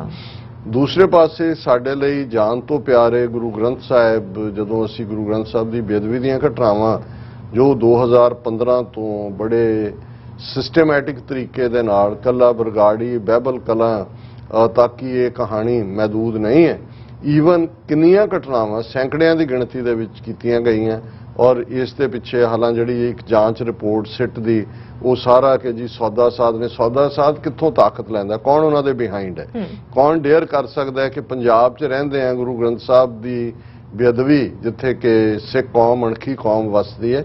ਇਹ ਏਜੰਸੀਆਂ ਦਾ ਕੰਮ। ਲੇਕਿਨ ਕਾਨੂੰਨ ਕਿਵੇਂ ਸੰਤ ਪਿੰਡਾਂ ਵਾਲੇ ਅਕਸਰ ਜਦੋਂ ਇਹ ਬਿਆਨਦੇ ਸੀ ਕਿ ਕਿਵੇਂ ਦੋ ਸੈਟ ਆਫ ਲਾਜ਼ ਨੇ, ਹੁਣ ਤਾਂ ਇਹ ਕਹਿ ਕੇ ਜਿਹੜੀ ਹੈ ਜਾਂ ਲਿਖ ਕੇ ਸਿਆਹੀ ਵੀ ਸੁੱਕ ਗਈ ਹੈ ਕਿ ਕਿਵੇਂ ਇੱਕ ਪਾਸੇ ਝੂਠੇ ਕੇਸਾਂ ਦੇ ਵਿੱਚ ਉਮਰਾਂ ਬੱਧੀ ਜਿਹੜਾ ਔਰ ਸਵਾਮੀ ਸਤਾਨ ਵਰਗੇ ਵਿਚਾਰੇ ਬੁੱਢਾ 80 ਸਾਲਾਂ ਦਾ ਉਹ ਜੇਲ੍ਹ ਦੇ ਵਿੱਚ ਹੀ ਜਿਹੜਾ ਉਹ ਸੜ ਜਾਂਦਾ ਹੈ, ਕਿਵੇਂ ਸਿੱਖ ਨੌਜਵਾਨ ਆਪਣੀਆਂ ਕੈਦਾਂ ਭੋਗਣ ਤੋਂ ਬਾਅਦ ਵੀ 25 30 ਸਾਲ ਤੋਂ ਜੇਲ੍ਹਾਂ 'ਚ ਬੰਦ ਨੇ। ਪਰ ਇੱਕ ਖਬਰ ਜਿਹੜੀ ਅੱਜ ਔਰ ਉਹਨੂੰ ਉਹਨਾਂ ਦਾ ਇੱਕ ਮਿਨਿਸਟਰ ਕਹਿ ਰਿਹਾ ਹੈ ਕਿ ਜੀ ਦੇਖੋ ਜਸਟਿਸ ਮਿਲ ਗਿਆ, ਔਰ ਇਹ ਖਬਰ ਹੈ 3 Dera followers get 3 year jail in Moga sacrilege case.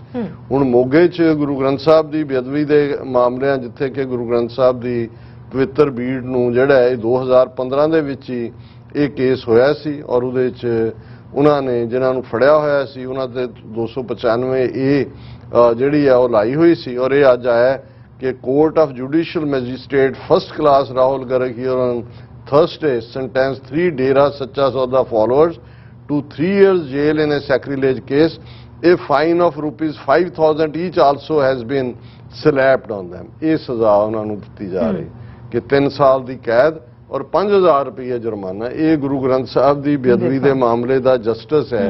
ਔਰ ਹੁਣ ਜੇ ਇਹਨੂੰ ਸਾਦਾ ਪੰਜਾਬੀ 'ਚ ਕਹਿਣਾ ਹੋਏ ਕਿ ਭਾਈ ਇਸ ਜਸਟਿਸ ਨੂੰ ਸ਼ਹਿਦ ਲਾ ਕੇ ਚੱਟ ਲਓ, ਔਰ ਇਹ ਕਹੋ ਕਿ ਜੀ ਦੇਖੋ ਜਿਹੜੇ ਸਿੱਖ ਅਜੇ ਵੀ ਇਹ ਸਮਝਦੇ ਨੇ ਭਾਰਤੀ ਸਿਸਟਮ ਤੇ ਜਮਹੂਰੀਅਤ ਤੇ ਫਲਾਣਾ ਤੇ ਢਿਮਕਾ, ਔਰ ਅਸੀਂ ਸਮਝਦੇ ਹਾਂ ਵੀ ਇੱਕ ਪਾਸੇ ਇਹ ਕਿਉਂਕਿ ਖਬਰਾਂ ਰੋਜ਼ਾਨਾ ਇੰਨੀਆਂ ਕੁ ਨੇ ਕਿ ਕਈ ਵਾਰੀ ਇਸ ਕਿਸਮ ਦੀਆਂ ਖਬਰਾਂ ਓਵਰਲੁੱਕ ਵੀ ਹੋ ਜਾਂਦੀਆਂ ਨੇ, ਕਿਉਂਕਿ ਉੱਥੇ ਇੱਕ ਤਬਕੇ ਨੇ ਇਹ ਮੰਨ ਹੀ ਲਿਆ ਕਿ ਸਾਡੇ ਨਾਲ ਇਵੇਂ ਹੀ ਹੋਣਾ, ਉਹ ਚੈਲੰਜ ਕਰਨ ਨੂੰ ਤਿਆਰ ਨਹੀਂ। ਇੱਕ ਉਹ ਨੇ ਜਿਨ੍ਹਾਂ ਨੇ ਇਹ ਕਨਕਲੂਡ ਕਰ ਲਿਆ ਕਿ ਭਾਈ ਸਾਨੂੰ ਜਸਟਿਸ ਨਹੀਂ ਮਿਲਣਾ, ਅਸੀਂ ਲੜਨਾ ਹੈ ਆਪਣੇ ਆਜ਼ਾਦ ਮੁਲਕ ਦੇ ਲਈ, ਖਾਲਿਸਤਾਨ ਦੇ ਲਈ।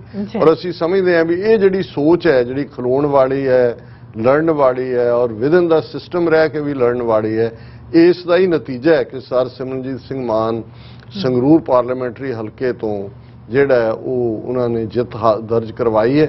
ਤੀਸਰੀ ਵਾਰ ਉਸ ਹਲਕੇ ਦੇ ਲੋਕਾਂ ਨੇ ਉਹਨਾਂ ਨੂੰ ਚੁਣਿਆ।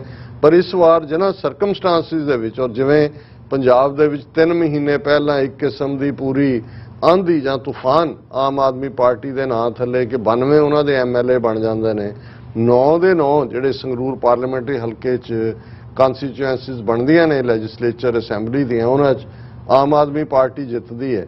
ਪਰ ਇਧਰ ਕੱਲਾ ਇਹੀ ਨਹੀਂ ਕਿ ਇਹ ਸਰ ਸਿਮਰਨਜੀਤ ਸਿੰਘ ਮਾਨ ਦੀ ਇੱਕ ਪਾਰਲੀਮੈਂਟ ਹਲਕੇ ਦੀ ਜਿੱਤ ਹੈ, ਉਹਨਾਂ ਦੇ ਹਲਕੇ ਦੇ ਵਿੱਚ ਮੁਸਲਮਾਨ ਮੈਜੋਰਿਟੀ ਮਲੇਰਕੋਟਲਾ ਵੀ ਉਹਨਾਂ ਨੂੰ ਵੋਟ ਕਰਦਾ ਹੈ, ਔਰ ਹਿੰਦੂ ਮੈਜੋਰਿਟੀ ਬਰਨਾਲਾ ਵੀ ਜਿਹੜਾ ਹੈ ਉਹ ਹਲਕਾ ਵੀ ਉਹਨਾਂ ਨੂੰ ਵੋਟ ਕਰਦਾ ਹੈ। ਕਿਉਂਕਿ ਔਰ ਅਸੀਂ ਇਸ ਦਾ ਤਬਸਰਾ ਕੀਤਾ ਸੀ ਕਿ ਭਾਈ ਕਿਵੇਂ ਹੁਣ ਪੰਜਾਬ ਦੇ ਹਿੰਦੂ ਔਰ ਮੁਸਲਮਾਨ ਵੀ ਇਸ ਪਾਸੇ ਵਾਲੀ ਆ ਰਹੇ ਨੇ, ਉਹਨਾਂ ਨੂੰ ਵੀ ਲੱਗਦਾ ਹੈ ਕਿ ਖਾਲਿਸਤਾਨ ਦੇ ਵਿੱਚ ਅਸੀਂ ਮਹਿਫੂਜ਼ ਹੋਵਾਂਗੇ, ਘੱਟੋ ਘੱਟ ਕੋਈ ਜਸਟਿਸ, ਕੋਈ ਸੇਫਟੀ, ਕੋਈ ਸਿਕਿਉਰਿਟੀ, ਕੋਈ ਇਸ ਕਿਸਮ ਦੀ ਚੀਜ਼ ਹੋਏਗੀ। ਔਰ ਸਿਮਰਨਜੀਤ ਸਿੰਘ ਮਾਨ ਬਿਲਕੁਲ ਆਪਣੇ ਸਟੈਂਡ ਤੇ ਅਡਿੱਗ ਨੇ, ਖਾਲਿਸਤਾਨ ਦੇ ਉਹ ਝੰਡਾ ਬਰਦਾਰ ਨੇ। ਖਾਲਿਸਤਾਨ ਦੀ ਗੱਲ ਨੂੰ ਉਹ ਪਿਛਲੇ ਆਲਮੋਸਟ 84 ਤੋਂ ਇੱਕਦਮ ਬਾਅਦ ਜਦੋਂ 1999 'ਚ ਵੀ ਉਹ ਮੈਂਬਰ ਪਾਰਲੀਮੈਂਟ ਦੇ ਤੌਰ ਤੇ ਜੇਲ੍ਹ 'ਚ ਹੁੰਦੇ ਆ, ਇਲੈਕਟ ਹੁੰਦੇ ਨੇ, ਉਦੋਂ ਤੋਂ ਅਸੀਂ ਲਗਾਤਾਰਤਾ ਨਾਲ ਦੇਖ ਰਹੇ ਹਾਂ। ਔਰ ਉਹਨਾਂ ਦੇ ਖਾਲਿਸਤਾਨੀ ਹੋਣ, ਉਹਨਾਂ ਦੇ ਉੱਤੇ ਦਰਜਨਾਂ ਕੇਸ ਰਜਿਸਟਰ ਹੋਣ ਦਾ ਹੀ ਇਹ ਨਤੀਜਾ ਹੈ ਕਿ ਅੱਜ ਜੇ ਲੱਖਾਂ ਲੋਕ ਬਾਹਰ ਪੋਲੀਟੀਕਲ ਅਸਾਈਲਮ ਲੈ ਕੇ ਪੱਕੇ ਹੋਏ ਨੇ ਤੇ ਉਹ ਉਹਨਾਂ ਦੇ ਉਸ ਬਦੌਲਤ, ਕਿਉਂਕਿ ਇੱਥੇ ਅਦਾਲਤਾਂ ਮੰਨਦੀਆਂ ਨੇ ਕਿ ਭਾਈ ਸਿਮਰਨਜੀਤ ਸਿੰਘ ਮਾਨ ਨੇ ਕੋਈ ਹਥਿਆਰ ਨਹੀਂ ਚੁੱਕੇ ਹੋਏ, ਉਹ ਪੀਸਫੁਲ ਤਰੀਕੇ ਨਾਲ ਆਜ਼ਾਦੀ ਦੀ ਗੱਲ ਕਰਦੇ ਨੇ।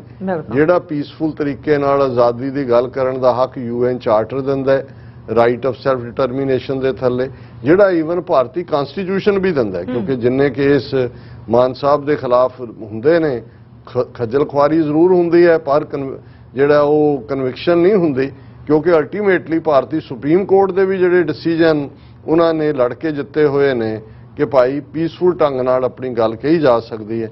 ਔਰ ਉਹ ਜਦੋਂ ਚੁਣੇ ਗਏ ਸਨ ਉਸ ਤੋਂ ਬਾਅਦ ਉਹਨਾਂ ਦੀ ਸਿਹਤ ਥੋੜੀ ਢਿੱਲੀ ਹੋਈ, ਫਿਰ ਸਾਹਮਣੇ ਆਇਆ ਵੀ ਕੋਵਿਡ ਦਾ ਉਹ ਇਨਫੈਕਸ਼ਨ ਹੈ, ਔਰ ਉਹ ਰਜਿੰਦਰਾ ਹਸਪੀਟਲ ਪਟਿਆਲਾ ਵੀ ਰਹੇ। ਹੁਣ ਤੰਦਰੁਸਤ ਹੋ ਕੇ ਪਿਛਲੇ ਦਿਨ ਪਹਿਲੀ ਵਾਰ, ਜਿਵੇਂ ਹਰ ਸਿੱਖ ਦੀ ਇਹ ਚਾਹਨਾ ਹੁੰਦੀ ਹੈ ਕਿ ਜਦੋਂ ਵੀ ਕਿਤੇ ਗੁਰੂ ਜਿੱਤ ਬਖਸ਼ਦਾ ਤੁਸੀਂ ਆਪਣੇ ਸ਼ੁਕਰਾਨੇ ਦੇ ਲਈ ਦਰਬਾਰ ਸਾਹਿਬ ਆਉਂਦੇ ਹੋ, ਆਪਣੀ ਪਹਿਲੀ ਵਿਜ਼ਿਟ ਦੇ ਵੇਲੇ ਉਹ ਆਏ ਔਰ ਜ਼ਾਹਰ ਹੈ ਕਿ ਇਸ ਵੇਲੇ ਇਕੱਲਾ ਇਹੀ ਨਹੀਂ ਕਿ ਸੰਗਰੂਰ ਹਲਕਾ ਚੋਣਾਂ ਦੇ ਦੌਰਾਨ ਇੰਟਰਨੈਸ਼ਨਲ ਮੀਡੀਆ ਦੀ ਦਿਲਚਸਪੀ ਸੀ, ਕਿਉਂਕਿ ਮੈਂ ਦੇਖ ਰਿਹਾ ਸੀ ਜਿਉਂ-ਜਿਉਂ ਰਿਜ਼ਲਟ ਆ ਰਹੇ ਸੀ BBC, ਵੌਇਸ ਆਫ ਅਮਰੀਕਾ ਨੇ ਤਾਂ ਇੰਨੇ ਸੌ ਹਲਕੇ ਨੇ ਭਾਰਤ ਦੇ ਵਿੱਚ, ਕਿਉਂਕਿ ਜਿਹੜਾ ਵਿਰੋਧੀ ਹੈ ਉਹ ਵੀ ਇਹ ਸਾਬਤ ਕਰਨਾ ਚਾਹੁੰਦਾ ਸੀ ਦੇਖੋ ਜੀ ਇਹ ਤਾਂ ਖਾਲਿਸਤਾਨ ਦੀ ਗੱਲ ਕਰਦੇ ਨੇ ਔਰ ਇੱਥੇ ਤਾਂ ਕੋਈ ਮੰਗਦਾ ਨਹੀਂ ਹੈ।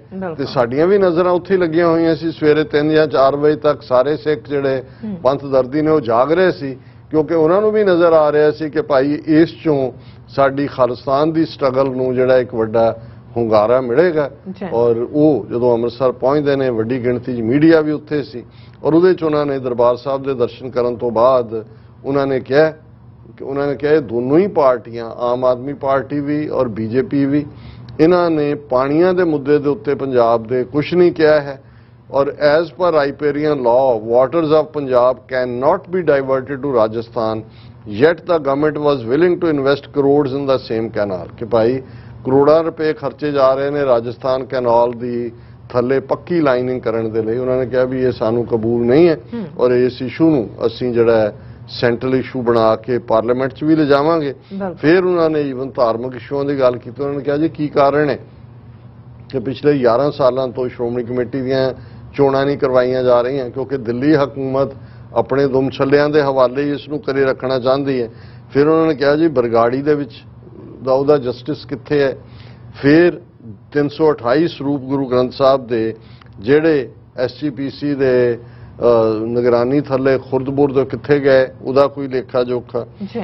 1984 ਦੇ ਜਿਹੜੀ ਸਿੱਖ ਨਸਲਕੁਸ਼ੀ ਹੈ ਉਹਦੇ ਬਾਰੇ ਕੋਈ ਜਿਹੜੀ ਨਾ ਕਾਰਵਾਈ ਨਾ ਐਪੋਲੋਜੀ ਔਰ ਬਾਕੀ ਜਿਹੜੇ ਇਸ਼ੂ ਨੇ ਉਹਨਾਂ ਨੇ ਕਿਹਾ ਵੀ ਮੈਂ ਪਾਰਲੀਮੈਂਟ 'ਚ ਉਠਾਵਾਂਗਾ। ਔਰ ਦੋ ਜਿਹੜੇ ਨੁਕਤੇ ਜਿਹੜੇ ਇੰਟਰਨੈਸ਼ਨਲੀ ਵੀ ਇੰਪੋਰਟੈਂਸ ਵਾਲੇ ਨੇ ਉਹਨਾਂ ਦਾ ਇਹ ਕਹਿਣਾ ਹੈ ਕਿ ਵੀ ਆਹ ਬਾਰਡਰ ਖੋਲੋ ਪਾਕਿਸਤਾਨ ਦੇ ਨਾਲ, ਕਿ ਭਾਈ ਤੁਸੀਂ ਉਹੀ ਚੀਜ਼ਾਂ ਪੰਜਾਬ ਦੀਆਂ ਅੰਮ੍ਰਿਤਸਰੋਂ ਬੰਬਈ ਜਾ ਕੇ ਫਿਰ ਦੂਜੇ ਪਾਸਿਓਂ ਕਰਾਚੀ ਔਰ ਉੱਥੋਂ ਵਾਪਸ ਆਉਂਦੀਆਂ ਨੇ, ਇਹ ਕਿਉਂ ਨਹੀਂ, ਜੇ ਉਹ ਟ੍ਰੇਡ ਹੋ ਸਕਦਾ ਹੈ ਤੇ ਇਹ ਕਿਉਂ ਨਹੀਂ ਹੋ ਸਕਦਾ। ਸੋ ਉਹਨਾਂ ਨੇ ਇੰਟਰਨੈਸ਼ਨਲ ਟ੍ਰੇਡ ਜਿਹੜਾ ਹੈ ਇੰਟਰਨੈਸ਼ਨਲ ਬਾਰਡਰ ਤੋਂ ਖੋਲ੍ਹਣ ਦੀ ਗੱਲ ਕੀਤੀ। ਨਾਲ ਦੇ ਨਾਲ ਉਹਨਾਂ ਨੇ ਕਿਹਾ ਕਿ ਜਿਹੜਾ ਪੰਜਾਬ ਯੂਨੀਵਰਸਿਟੀ ਦਾ ਸਟੇਟਸ ਬਦਲ ਕੇ ਇਸ ਨੂੰ ਸੈਂਟਰ ਦੇ ਹਵਾਲੇ ਕਰਨਾ ਹੈ, ਸੈਂਟਰ ਇਹ ਸਾਨੂੰ ਬਿਲਕੁਲ ਕਤਈ ਕਬੂਲ ਨਹੀਂ ਹੈ। ਔਰ ਮੋਦੀ ਦੇ ਉੱਤੇ ਉਹਨਾਂ ਨੇ ਸਿੱਧਾ ਕਿਹਾ ਵੀ ਇਹ ਅਕਲੀਅਤਾਂ ਦੇ ਮਾਈਨੋਰਿਟੀਜ਼ ਦੇ ਖਿਲਾਫ ਹੈ। ਇਹਨਾਂ ਦੇ ਲੀਡਰ ਜਿਹੜੇ ਗੈਰ ਜ਼ਿੰਮੇਵਾਰਾਨਾ ਬਿਆਨ ਦੇ ਕੇ ਮੁਸਲਮਾਨ ਕਮਿਊਨਿਟੀ ਨੂੰ ਵੀ ਐਲੀਨੇਟ ਕਰ ਰਹੇ ਨੇ ਔਰ ਇਹ ਜਿਹੜੇ ਨੇ ਇਹਦੇ ਨਾਲ ਈਵਨ ਜਿਹੜੇ ਮੁਸਲਿਮ ਨੇਸ਼ਨ ਨੇ ਦੁਨੀਆ ਦੇ ਉਹਨਾਂ ਨਾਲ ਵੀ ਭਾਰਤ ਦੇ ਸਬੰਧ ਖਰਾਬ ਹੋ ਰਹੇ ਨੇ, ਕਿਉਂਕਿ BJP ਡੈਲੀਬਰੇਟਲੀ ਜਿਹੜੀ ਹੈ ਉਹ ਮੁਸਲਮਾਨਾਂ ਦੇ ਖਿਲਾਫ ਉਹਨਾਂ ਨੂੰ ਨਿਸ਼ਾਨਾ ਬਣਾ ਰਹੀ ਹੈ। ਸੋ ਮੈਂ ਸਮਝਦਾ ਵੀ ਇਸ ਤੋਂ ਪਹਿਲਾਂ ਵੀ ਮਾਨ ਸਾਹਿਬ ਨੇ ਜਦੋਂ ਬਾਬਰੀ ਮਸਜਿਦ ਢਾਈ ਗਈ ਉਹ ਜਥਾ ਲੈ ਕੇ ਅਯੁੱਧਿਆ ਵੱਲ ਰਵਾਨਾ ਹੋਏ ਸੀ, ਉਹਨਾਂ ਨੂੰ ਰਾਹ 'ਚ ਰੋਕ ਲਿਆ ਗਿਆ ਸੀ। ਉਹ ਬਿਲਕੁਲ ਠੀਕ ਲਾਈਨ ਦੇ ਉੱਤੇ ਜੋ ਇੱਕ ਸਿੱਖ ਦੀ ਸਪਿਰਿਟ ਹੈ। ਅਸੀਂ ਜਦੋਂ ਕੱਲ ਵੀ ਇੱਕ ਸੈਗਮੈਂਟ ਕੀਤਾ ਔਰ ਅਸੀਂ ਕਿਹਾ ਜੀ ਕਿ ਸਾਡੀ ਲੜਾਈ ਜਿਹੜੀ ਹੈ ਉਹ ਹਿੰਦੂ ਧਰਮ ਦੇ ਖਿਲਾਫ ਨਹੀਂ ਹੈ, ਉਹ ਹਿੰਦੂਤਵਾ ਵਿਚਾਰਧਾਰਾ ਹੈ, ਬ੍ਰਾਹਮਣਵਾਦ ਦੀ ਵਿਚਾਰਧਾਰਾ ਨਾਲ ਸਾਡੀ ਟੱਕਰ ਹੈ। ਔਰ ਹੁਣ ਤਾਂ ਜ਼ਾਹਰ ਤੌਰ ਤੇ ਅਸੀਂ ਆਜ਼ਾਦ ਖਾਲਿਸਤਾਨ ਮੁਲਕ ਚਾਹੁੰਦੇ ਹਾਂ, ਇੰਡੀਅਨ ਸਟੇਟ ਨਾਲ ਸਾਡੀ ਟੱਕਰ ਹੈ। ਸੋ ਇਹੀ ਸਪਿਰਿਟ ਜਿਹੜੀ ਹੈ, ਇਸ ਲਈ ਮਾਨ ਸਾਹਿਬ ਜਿਹੜੇ ਇਸ਼ੂ ਆਦੀਵਾਸੀਆਂ ਦੇ ਨੇ, ਦਲਿਤ ਭਾਈਚਾਰੇ ਦੇ ਨੇ ਔਰ ਭਾਰਤ 'ਚ ਕਿਤੇ ਵੀ ਜਿੱਥੇ ਇਨਜਸਟਿਸ ਹੋਇਆ ਉਹਨਾਂ ਨੇ ਜਿਹੜੀ ਉਹਨਾਂ ਦੀ ਟਰਮ 1999 ਤੋਂ 2004 ਤੱਕ ਪਾਰਲੀਮੈਂਟ ਦੇ ਮੈਂਬਰ ਦੇ ਤੌਰ ਤੇ ਸੀ, ਉਹਨਾਂ ਦੀਆਂ ਦਰਜਨਾਂ ਸਪੀਚਸ ਜਿਹੜੀਆਂ ਨੇ ਪਾਰਲੀਮੈਂਟ 'ਚ, ਹਾਲਾਂ ਉਹਨਾਂ ਨੂੰ ਬੋਲਣ ਲਈ ਘੱਟ ਟਾਈਮ ਦਿੱਤਾ ਜਾਂਦਾ ਸੀ ਪਾਰਲੀਮੈਂਟ ਦੇ ਵਿੱਚ, ਪਰ ਉਹਨਾਂ ਦੀ ਜਿਹੜੀ ਪ੍ਰੈਜੈਂਟੇਸ਼ਨ ਹੈ ਅੰਗਰੇਜ਼ੀ ਵੀ, ਕਿਉਂਕਿ ਉਹਨਾਂ ਦੀ ਬੇਸਿਕ ਐਜੂਕੇਸ਼ਨ ਹੀ ਸਾਰੀ ਜਿਹੜੀ ਹੈ ਉਹ ਇੰਗਲਿਸ਼ ਸਕੂਲਾਂ ਦੀ ਹੈ ਉਹਨਾਂ ਦੀ, ਔਰ ਇੰਟਰਨੈਸ਼ਨਲ ਪੋਲਿਟਿਕਸ ਦੀ ਸਮਝ ਵੀ ਹੈ। ਔਰ ਅਸੀਂ ਹੁਣ ਇਹ ਵੀ ਆਸ ਕਰਦੇ ਹਾਂ ਕਿ ਬਹੁਤ ਜਲਦੀ, ਕਿਉਂਕਿ ਪਹਿਲਾਂ ਤਾਂ ਉਹਨਾਂ ਦਾ ਵੀਜ਼ਾ ਇੰਡੀਆ ਨੇ ਰੁਕਵਾਇਆ ਹੋਇਆ ਸੀ ਅਮਰੀਕਾ ਔਰ ਇੰਗਲੈਂਡ ਕੈਨੇਡਾ ਵਗੈਰਾ ਦਾ, ਹੁਣ ਕਿਉਂਕਿ ਉਹ MP ਬਣੇ ਨੇ ਔਰ ਉਹਨਾਂ ਦੇ ਕੋਲ ਐਜ਼ ਏ ਇਲੈਕਟਡ ਰਿਪਰੈਜ਼ੈਂਟੇਟਿਵ ਉਹ ਬਾਹਰ ਵੀ ਹੋਣਗੇ ਔਰ ਅਸੀਂ ਐਕਸਪੈਕਟ ਕਰਦੇ ਹਾਂ ਕਿ ਈਵਨ ਅਮਰੀਕਨ ਸਟੇਟ ਡਿਪਾਰਟਮੈਂਟ ਔਰ ਦੂਸਰੇ ਪਲੇਟਫਾਰਮਸ ਤੇ ਵੀ ਜਿਹੜੀ ਖਾਲਿਸਤਾਨ ਦੀ ਆਵਾਜ਼ ਹੈ ਉਹ ਬੁਲੰਦ ਹੋਏਗੀ। ਜੀ ਡਾਕਟਰ ਸਾਹਿਬ ਤੁਹਾਡਾ ਬਹੁਤ ਬਹੁਤ ਸ਼ੁਕਰੀਆ। ਸਾਥ ਲੈਣੇ ਬ੍ਰੇਕ ਵਿਊਅਰਸ ਤੁਸੀਂ ਇਸੇ ਤਰ੍ਹਾਂ ਬਣੇ ਰਹਿਣਾ, ਮਿਲਦੇ ਹਾਂ ਛੋਟੇ ਜਿਹੇ ਬ੍ਰੇਕ ਤੋਂ ਬਾਅਦ।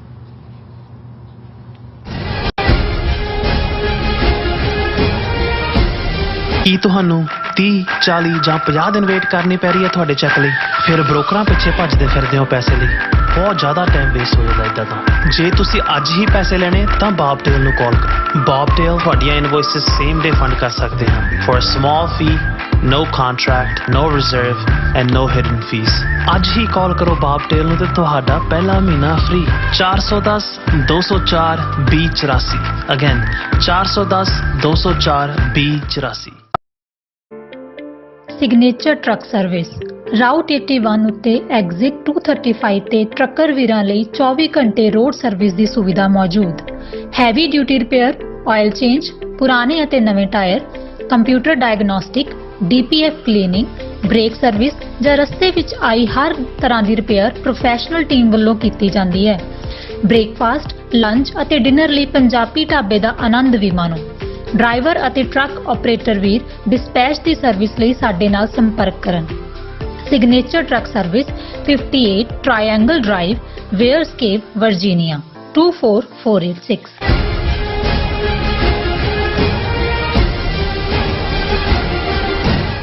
Viewers welcome back our programme. So viewers annual section ਵਿੱਚ ਗੱਲਬਾਤ ਕਰਨ ਜਾ ਰਹੇ ਹਾਂ ਅਫਗਾਨਿਸਤਾਨ ਦੇ ਹਵਾਲੇ ਨਾਲ ਕਿ ਪਿਛਲੇ ਦਿਨੀ ਦਹਿਸ਼ਤਗਰਦੀ ਦੀ ਇੱਕ ਵਾਰਦਾਤ ਵਿੱਚ ਅਫਗਾਨਿਸਤਾਨ ਦੀ ਰਾਜਧਾਨੀ ਕਾਬਲ ਦੇ ਗੁਰਦੁਆਰਾ ਸਾਹਿਬ ਕਰਤਾ ਪ੍ਰਵਾਨ ਦੀ ਇਮਾਰਤ ਜਿਹੜੀ ਬੁਰੀ ਤਰ੍ਹਾਂ ਨੁਕਸਾਨੀ ਗਈ।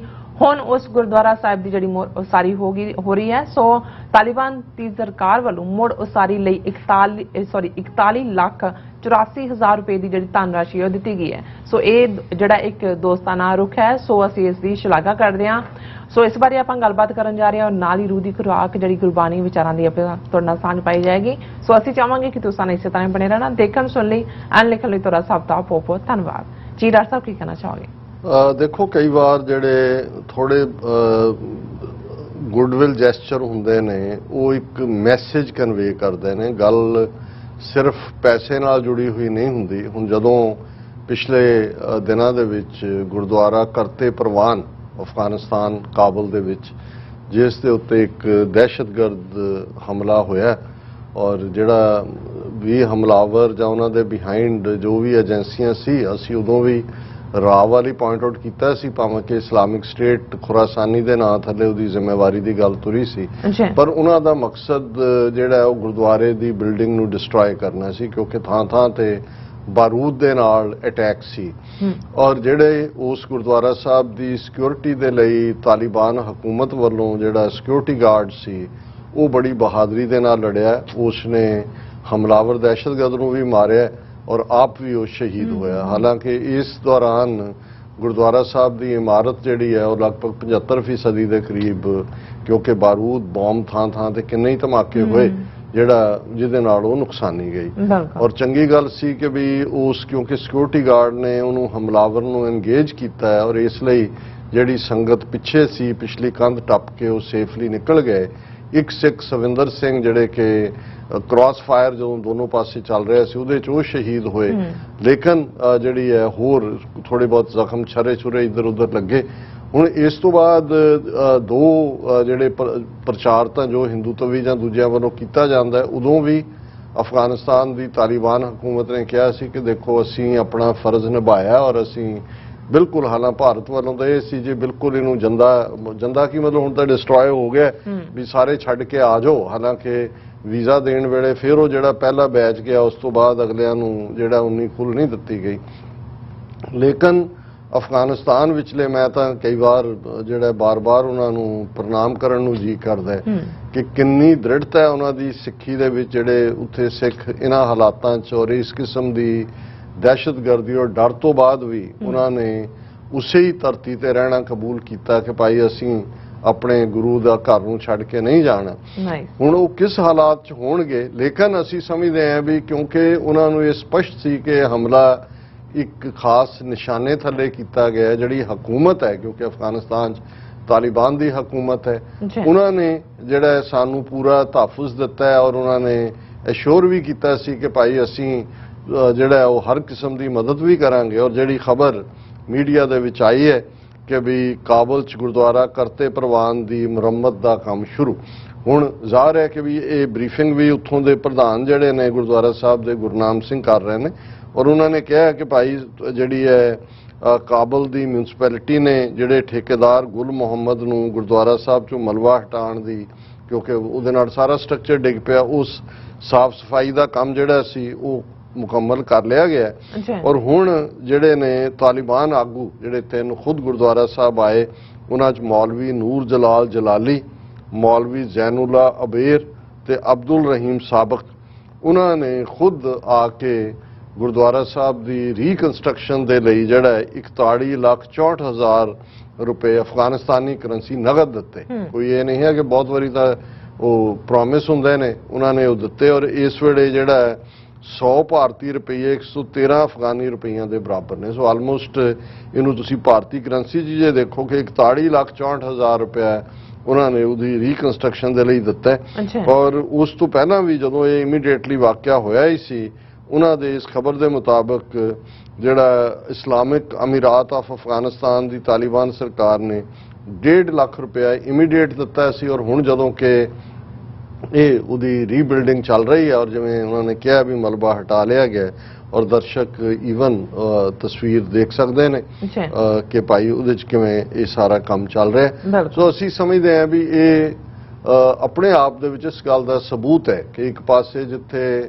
ਤਾਲਿਬਾਨ ਲਫ਼ਜ਼ ਨੂੰ ਕਿਸ ਹੱਦ ਤੱਕ ਬਦਨਾਮ ਕੀਤਾ ਗਿਆ, ਲੇਕਿਨ ਉਹਨਾਂ ਦੀ ਹਕੂਮਤ ਨੇ ਇਸ ਗੱਲ ਨੂੰ ਯਕੀਨੀ ਬਣਾਇਆ ਕਿ ਕਾਬਲ ਦੇ ਵਿੱਚ ਇਹ ਗੁਰਦੁਆਰਾ ਕਰਤਾ ਹੈ ਪ੍ਰਵਾਨ ਵਾਪਸ ਉਸੇ ਸ਼ਾਨੋ ਸ਼ੌਕਤ ਦੇ ਨਾਲ ਜਿਹੜਾ ਉਹ ਖੋਲ੍ਹਿਆ ਜਾਏ, ਉਵੇਂ ਹੀ ਉਸ ਦੀ ਇਮਾਰਤ ਦੀ ਤਾਮੀਰ ਹੋਏ ਔਰ ਉਹਨਾਂ ਦੇ ਜਿਹੜੇ ਤਾਲਿਬਾਨ ਹਕੂਮਤ ਵੱਲੋਂ ਇਸ ਦੇ ਲਈ ਫਾਈਨੈਂਸ਼ੀਅਲ ਹਾਲਾਤ ਆਪ ਵਿਚਾਰੇ ਬਹੁਤ ਕ੍ਰਾਈਸਿਸ ਚੱਲ ਰਹੇ ਨੇ, ਉਹ ਤਾਂ ਖੁਦ ਦੁਨੀਆ ਨੂੰ ਕਹਿ ਰਹੇ ਨੇ, ਪਰ ਇਹ ਕਈ ਵਾਰ ਜੈਸਚਰ ਹੁੰਦਾ ਹੈ ਔਰ ਅਸੀਂ ਇਸ ਦੇ ਲਈ ਉਹਨਾਂ ਦਾ ਸ਼ੁਕਰੀਆ ਅਦਾ ਕਰਦੇ ਹਾਂ। ਔਰ ਜਿਵੇਂ ਕਲੋਜ਼ਿੰਗ ਦੇ ਵਿੱਚ ਅਸੀਂ ਰੂਹਾਨੀ nuggets of spiritual wisdom Guru Sahib ਦੀ ਬਾਣੀ ਸ੍ਰੀ ਰਾਗ ਦੇ ਵਿੱਚ 5ਵੇਂ ਪਾਤਸ਼ਾਹ ਦੀ ਬਾਣੀ ਤੇ ਅਸੀਂ ਵਿਚਾਰ ਕਰ ਰਹੇ ਹਾਂ। ਔਰ ਅੱਜ ਵੀ ਬੜਾ ਪਿਆਰਾ ਸ਼ਬਦ ਗੁਰੂ ਅਰਜਨ ਸਾਹਿਬ ਦਾ, ਪ੍ਰੀਤ ਲੱਗੀ ਤਿਸ ਸੱਚ ਸਿਉ ਮਰੈ ਨਾ ਆਵੈ ਜਾਏ, ਨਾ ਵਿਛੋੜਿਆਂ ਵਿਛੜੈ ਸਭ ਮੈਂ ਰਿਹਾ ਸਮਾਏ,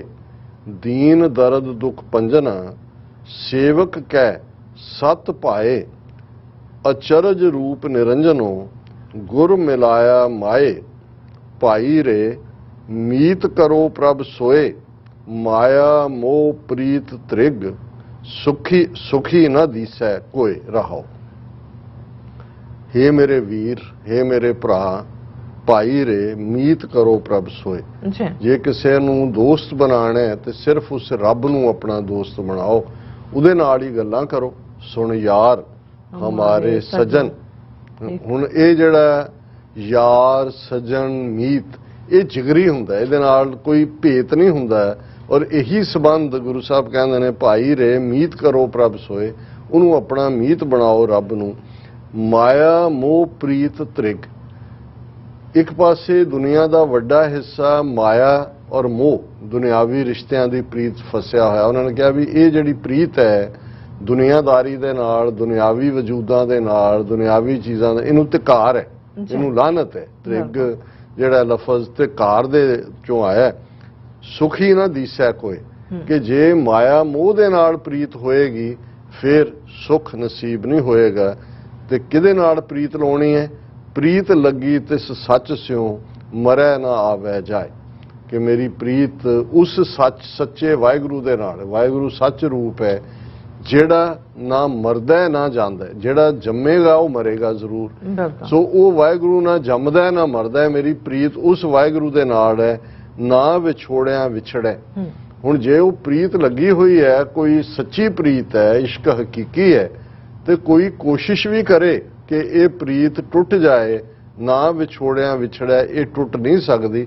ਸਭ ਮੈਂ ਰਿਹਾ ਸਮਾਏ, ਉਹ ਵਾਹਿਗੁਰੂ ਹਰ ਇੱਕ ਦੇ ਵਿੱਚ ਵਸਦਾ ਹੈ, ਓਮਨੀ ਪ੍ਰੈਜ਼ੈਂਟ ਹੈ। ਦੀਨ ਦਰਦ ਦੁੱਖ ਪੰਜਣਾ ਸੇਵਕ ਕੈ ਸਤ ਪਾਏ, ਕਿ ਉਹ ਦੀਨਾਂ ਦਾ ਦਰਦ ਦੂਰ ਕਰਨ ਵਾਲਾ, ਦੁੱਖਾਂ ਦਾ ਖਾਤਮਾ ਕਰਨ ਵਾਲਾ, ਜਿਹੜੇ ਉਸ ਦੇ ਪਿਆਰੇ ਨੇ ਉਹਨਾਂ ਦੇ ਭਾਵ ਭਾਵਨੀ ਦੇ ਨਾਲ ਭਤੀਜਨ ਵਾਲਾ ਹੈ। ਅਚਰਜ ਰੂਪ ਨਿਰੰਜਨੋ ਗੁਰ ਮਿਲਾਇਆ ਮਾਏ, ਹੇ ਮੇਰੀ ਮਾਂ, ਉਹ ਵਾਹਿਗੁਰੂ ਇੱਕ ਅਚਰਜ ਰੂਪ ਹੈ, ਉਹ ਨਜ਼ਰ ਨਹੀਂ ਆਉਂਦਾ, ਉਹ ਉਸ ਦਾ ਪਾਰਾਵਾਰ ਨਹੀਂ ਪਾਇਆ ਜਾ ਸਕਦਾ, ਪਰ ਹੇ ਮੇਰੀ ਮਾਂ, ਮੈਨੂੰ ਉਸ ਵਾਹਿਗੁਰੂ ਦੇ ਨਾਲ ਮੇਰੇ ਗੁਰੂ ਨੇ ਮਿਲਾ ਦਿੱਤਾ ਹੈ। दाना दाता सीलवंत निर्मल रूप अपार सखा सहाई अत वड्डा ऊंचा वड्डा अपार बालक बिरद न जानिए निहचल तिस दरबार जो मंगिए सो पाईए निधारा आधार। ये हुण वाहिगुरू दे गुण गायन कीते ने। दाना ਹੁਣ ਇਹ ਵੀ ਪੰਜਾਬੀ ਦਾ ਲਫ਼ਜ਼ ਹੈ ਸਿਆਣਾ। ਅਸੀਂ ਜਦੋਂ ਕੋਈ ਸਿਆਣਾ ਪੁੱਤ ਕਹਿੰਦੇ ਵੀ ਬੜਾ ਦਾਨਾ ਪੁੱਤਰ ਹੈ, ਜਦੋਂ ਬੱਚੀ ਹੁੰਦੀ ਅਸੀਂ ਕਹਿੰਦੇ ਬੜੀ ਦਾਨੀ ਪੁੱਤਰੀ ਹੈ। ਇੱਕ ਦਾਨੀ ਦੇਣ ਵਾਲਾ ਹੁੰਦਾ ਹੈ ਗਿਫਟ, ਇੱਕ ਦਾਨੀ ਦਾਨਾ ਵਿਜ਼ਡਮ ਔਰ ਉਹਦਾ ਆਪੋਜ਼ਿਟ ਦਾਨੀ। ਹੁਣ ਇਹ ਵਾਹਿਗੁਰੂ ਦਾਨਾ ਹੈ, ਵਿਜ਼ਡਮ ਹੀ ਉਹਦੇ ਚੋਂ ਨਿਕਲ ਦਾਤਾ ਹੈ ਸਾਰਿਆਂ ਨੂੰ। ਉਹਨੇ ਜਿਹਨੇ ਇਨਸਾਨੀ ਜ਼ਿੰਦਗੀ ਦੀ ਗਿਫਟ ਦਿੱਤੀ, ਇਸ ਤੋਂ ਵੱਡੀ ਕੀ ਗਿਫਟ ਹੋ ਸਕਦੀ ਹੈ। ਸੀਲਵੰਤ ਉਹ ਬਹੁਤ ਹੀ ਨਰਮ ਦਿਲ ਹੈ, ਟੈਂਡਰ ਹਾਰਟਡ ਲਫ਼ਜ਼ ਇਹਦੇ ਲਈ ਜਿਹੜਾ ਉਹ ਬਿਲਕੁਲ ਸਹਿਜ ਦੇ ਵਿੱਚ ਰਹਿਣ ਵਾਲਾ ਹੈ। ਦਾਨਾ ਦਾਤਾ ਸੀਲਵੰਤ ਨਿਰਮਲ ਰੂਪ ਅਪਾਰ, ਉਹ ਉਹਦੇ ਤੇ ਕੋਈ ਮੈਲ ਨਹੀਂ ਹੈ ਔਰ ਉਸ ਦਾ ਉਹ ਅਪਾਰ ਹੈ, ਉਸ ਦਾ ਪਾਰਾਵਾਰ ਨਹੀਂ ਪਾਇਆ ਜਾ ਸਕਦਾ। ਸਖਾ ਸਹਾਈ ਅਤ ਵੱਡਾ ਉੱਚਾ ਵੱਡਾ ਅਪਾਰ, ਉਹ ਜਿਹੜਾ ਸਖਾ ਦੋਸਤ ਹੈ ਉਹ ਹਮੇਸ਼ਾ ਸਹਾਈ ਹੋਣ ਵਾਲਾ ਹੈ, ਬਹੁਤ ਵੱਡਾ ਹੈ ਔਰ ਅਪਾਰ ਹੈ, ਉਸ ਦਾ ਕੋਈ ਪਾਰਾਵਾਰ ਨਹੀਂ ਪਾਇਆ। ਬਾਲਕ ਬਿਰਦ ਨਾ ਜਾਣੀਏ ਨੇਚਲ ਤਿਸ ਦਰਬਾਰ ਜੋ ਮੰਗਿਆ ਸੋਈ ਪਾਈ ਹੈ ਨਿਧਾਰਾਂ ਆਧਾਰ। ਕਿ ਉਹਦੀ ਦਰਗਾਹ ਦੇ ਵਿੱਚ ਬਾਲਕ ਤੇ ਬਿਰਧ ਇਹ ਨਹੀਂ ਦੇਖਿਆ ਜਾਂਦਾ। ਜਿਹਨੇ ਵੀ ਸੱਚੇ ਦਿਲੋਂ ਪ੍ਰੀਤ ਲਾਈ ਹੈ, ਪਿਆਰ ਕੀਤਾ ਹੈ, ਉਸ ਦੇ ਉੱਤੇ ਰੱਬ ਮਿਹਰਬਾਨ ਹੁੰਦਾ ਹੈ, ਟੁੱਟਦਾ ਹੈ। ਉਹ ਭਾਵੇਂ ਬੱਚਾ ਹੈ, ਜਵਾਨ ਹੈ, ਬੁੱਢਾ ਹੈ, ਇਹ ਬਾਲਕ ਬਿਰਧ ਨਾ ਜਾਣੀਏ ਨੇਚਲ ਤਿਸ ਦਰਬਾਰ। ਉਹ ਵਾਹਿਗੁਰੂ ਦਾ ਦਰਬਾਰ ਜਿਹੜਾ ਹਮੇਸ਼ਾ ਰਹਿਣ ਵਾਲਾ, ਉਹਦੇ ਦਰਬਾਰ 'ਚ ਯੰਗ ਤੇ ਓਲਡ ਦੀ ਪਰਖ ਨਹੀਂ ਹੈ, ਉਮਰ ਕੋਈ ਮਾਨੇ ਨਹੀਂ ਰੱਖਦੀ, ਪ੍ਰੀਤ ਦੀ ਦੁਨੀਆ। ਔਰ ਇਸ ਦੇ ਨਾਲ ਜਿਹੜਾ ਜੋ ਮੰਗਿਆ ਸੋ ਪਾਈ ਹੈ, ਉਹ ਨਿਧਾਰਾਂ ਆਧਾਰ, ਜਿਹਦਾ ਕੋਈ ਆਧਾਰ ਨਹੀਂ ਹੈ। ਜਦੋਂ ਅਸੀਂ ਇਹ ਕਹਿੰਦੇ ਹਾਂ ਕਿ ਭਾਈ ਹੇ ਵਾਹਿਗੁਰੂ ਤੂੰ ਨਿਪੱਤਿਆਂ ਦੀ ਪੱਤ, ਨਿਗੱਤਿਆਂ ਦੀ ਗੱਤ, ਨਿਮਾਣਿਆਂ ਦਾ ਮਾਣ, ਨਿਆਸਰਿਆਂ ਦਾ ਆਸਰਾ, ਇਹ ਸਾਰੇ ਲਫ਼ਜ਼ ਇਸੇ ਲਈ ਨੇ ਕਿ ਜਦੋਂ ਚਾਰੇ ਪਾਸੇ ਅਸੀਂ ਜਿਹਨਾਂ ਆਸਰਿਆਂ ਨੂੰ ਤੱਕਦੇ ਹਾਂ ਉਹਨਾਂ ਤੋਂ ਸਾਡੀ ਪ੍ਰੀਤ ਟੁੱਟਦੀ ਹੈ। ਸਭੋ ਭੱਜੈ ਆਸਰਾ ਚੁੱਕੈ ਸਭ ਅਸਰਾਓ ਚੀਤ ਆਵੇ ਉਸ ਪਾਰ ਬ੍ਰਹਮ ਲਗੈ ਨਾ ਤਾਤੀ ਵਾਓ। ਸੋ ਗੁਰੂ ਸਾਹਿਬ ਨੇ ਯਾਦ ਦਹਾਨੀ ਕਰਵਾਈ ਕਿ ਜੋ ਮੰਗੀਏ ਸੋ ਪਾਈ ਹੈ। ਫਿਰ ਜੋ ਮੰਗੋ ਉਹ ਮਿਲਦਾ। ਨਿਧਾਰਾਂ ਆਧਾਰ, ਉਹ ਨਿਧਾਰਾਂ ਦਾ ਆਧਾਰ ਹੈ। ਜਿਸ ਪੇਖਤ ਕਿਲ ਵਿਖ ਹਿਰੇ ਮਨ ਤਨ ਹੋਵੇ ਸ਼ਾਂਤ ਇੱਕ ਮਨ ਏਕ ਧਿਆਈ ਹੈ ਮਨ ਕੀ ਲਾਹੇ ਪ੍ਰਾਂਤ ਗੁਣ ਨਿਧਾਨ ਨਵਤਨ ਸਦਾ ਪੂਰਨ ਜਾਂ ਕੀ ਦਾਤ ਸਦਾ ਸਦਾ ਆਰਾਧੀ ਹੈ ਦਿਨ ਵਿਸਰੋ ਨਹੀਂ ਰਾਤ।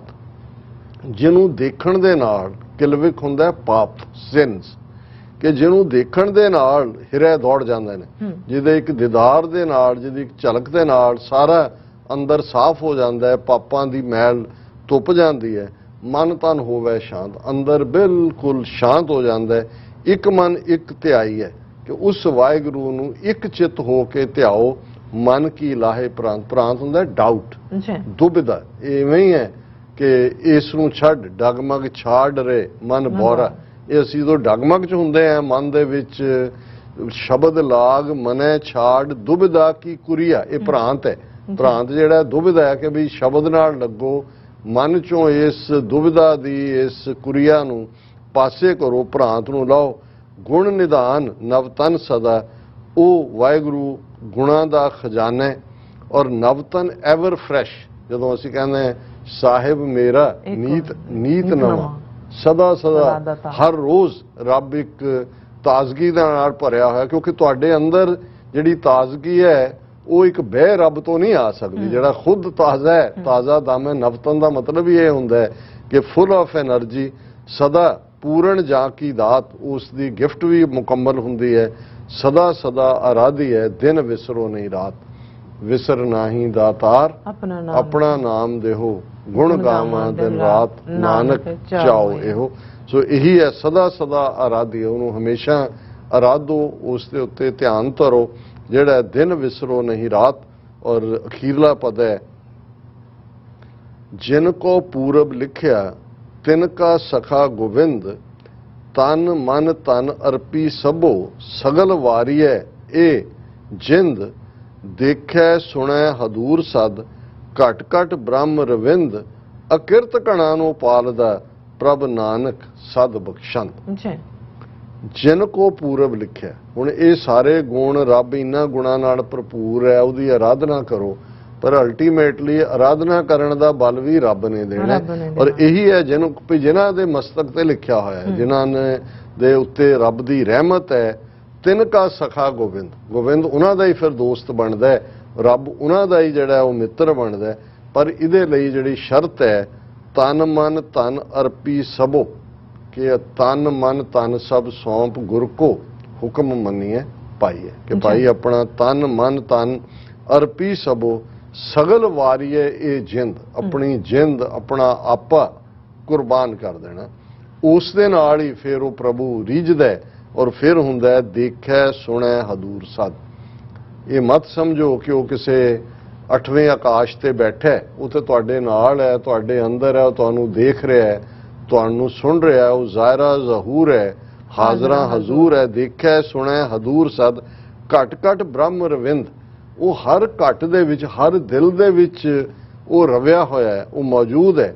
ਔਰ ਉਸ ਵਾਹਿਗੁਰੂ ਦਾ ਵੱਲ ਦੇਖੋ, ਅਕਿਰਤ ਕਣਾਂ ਨੂੰ ਪਾਲਦਾ। ਅਸੀਂ ਸਾਰੇ, ਸਾਡਾ ਇੱਕ ਵੱਡਾ ਹਿੱਸਾ ਅਸੀਂ ਅਕਿਰਤ ਕਣ ਹੈ। ਅਕਿਰਤ ਕਣ ਥੈਂਕਲੈਸ ਹੁੰਦਾ, ਨਾ ਸ਼ੁਕਰੇ ਕਿ ਜੋ ਮਿਲਿਆ ਸਾਨੂੰ, ਉਸ ਦੀ ਥਾਂ ਤੇ ਜੋ ਨਹੀਂ ਮਿਲਿਆ ਉਹਦੀਆਂ ਚੀਕਾਂ ਮਾਰਦੇ ਆ। ਜੋ ਮਿਲਿਆ ਉਸ ਤੇ ਲਈ ਸ਼ੁਕਰਾਨਾ ਨਹੀਂ ਹੈ, ਸਿਦਕ ਨਹੀਂ ਹੈ, ਸਬਰ ਨਹੀਂ ਹੈ, ਸ਼ੁਕਰ ਨਹੀਂ ਹੈ। ਪਰ ਉਹ ਵਾਹਿਗੁਰੂ ਇਹ ਦੇਖਦਿਆਂ ਹੋਇਆ ਵੀ ਅਸੀਂ ਨਾ ਸ਼ੁਕਰੇ ਹਾਂ, ਅਸੀਂ ਲੂਣ ਹਰਾਮੀ ਹੈ, ਅਸੀਂ ਅਕਿਰਤ ਕਣ ਹੈ। ਅਕਿਰਤ ਕਣਾਂ ਨੂੰ ਪਾਲਦਾ, ਉਹਨਾਂ ਨੂੰ ਵੀ ਦੇ ਰਿਹਾ। ਸੂਰਜ ਦੀ ਰੋਸ਼ਨੀ ਵੀ ਸਭ ਲਈ ਹੈ, ਹਵਾ ਵੀ ਸਭ ਲਈ ਹੈ, ਅੰਨ ਵੀ ਸਭ ਲਈ ਹੈ।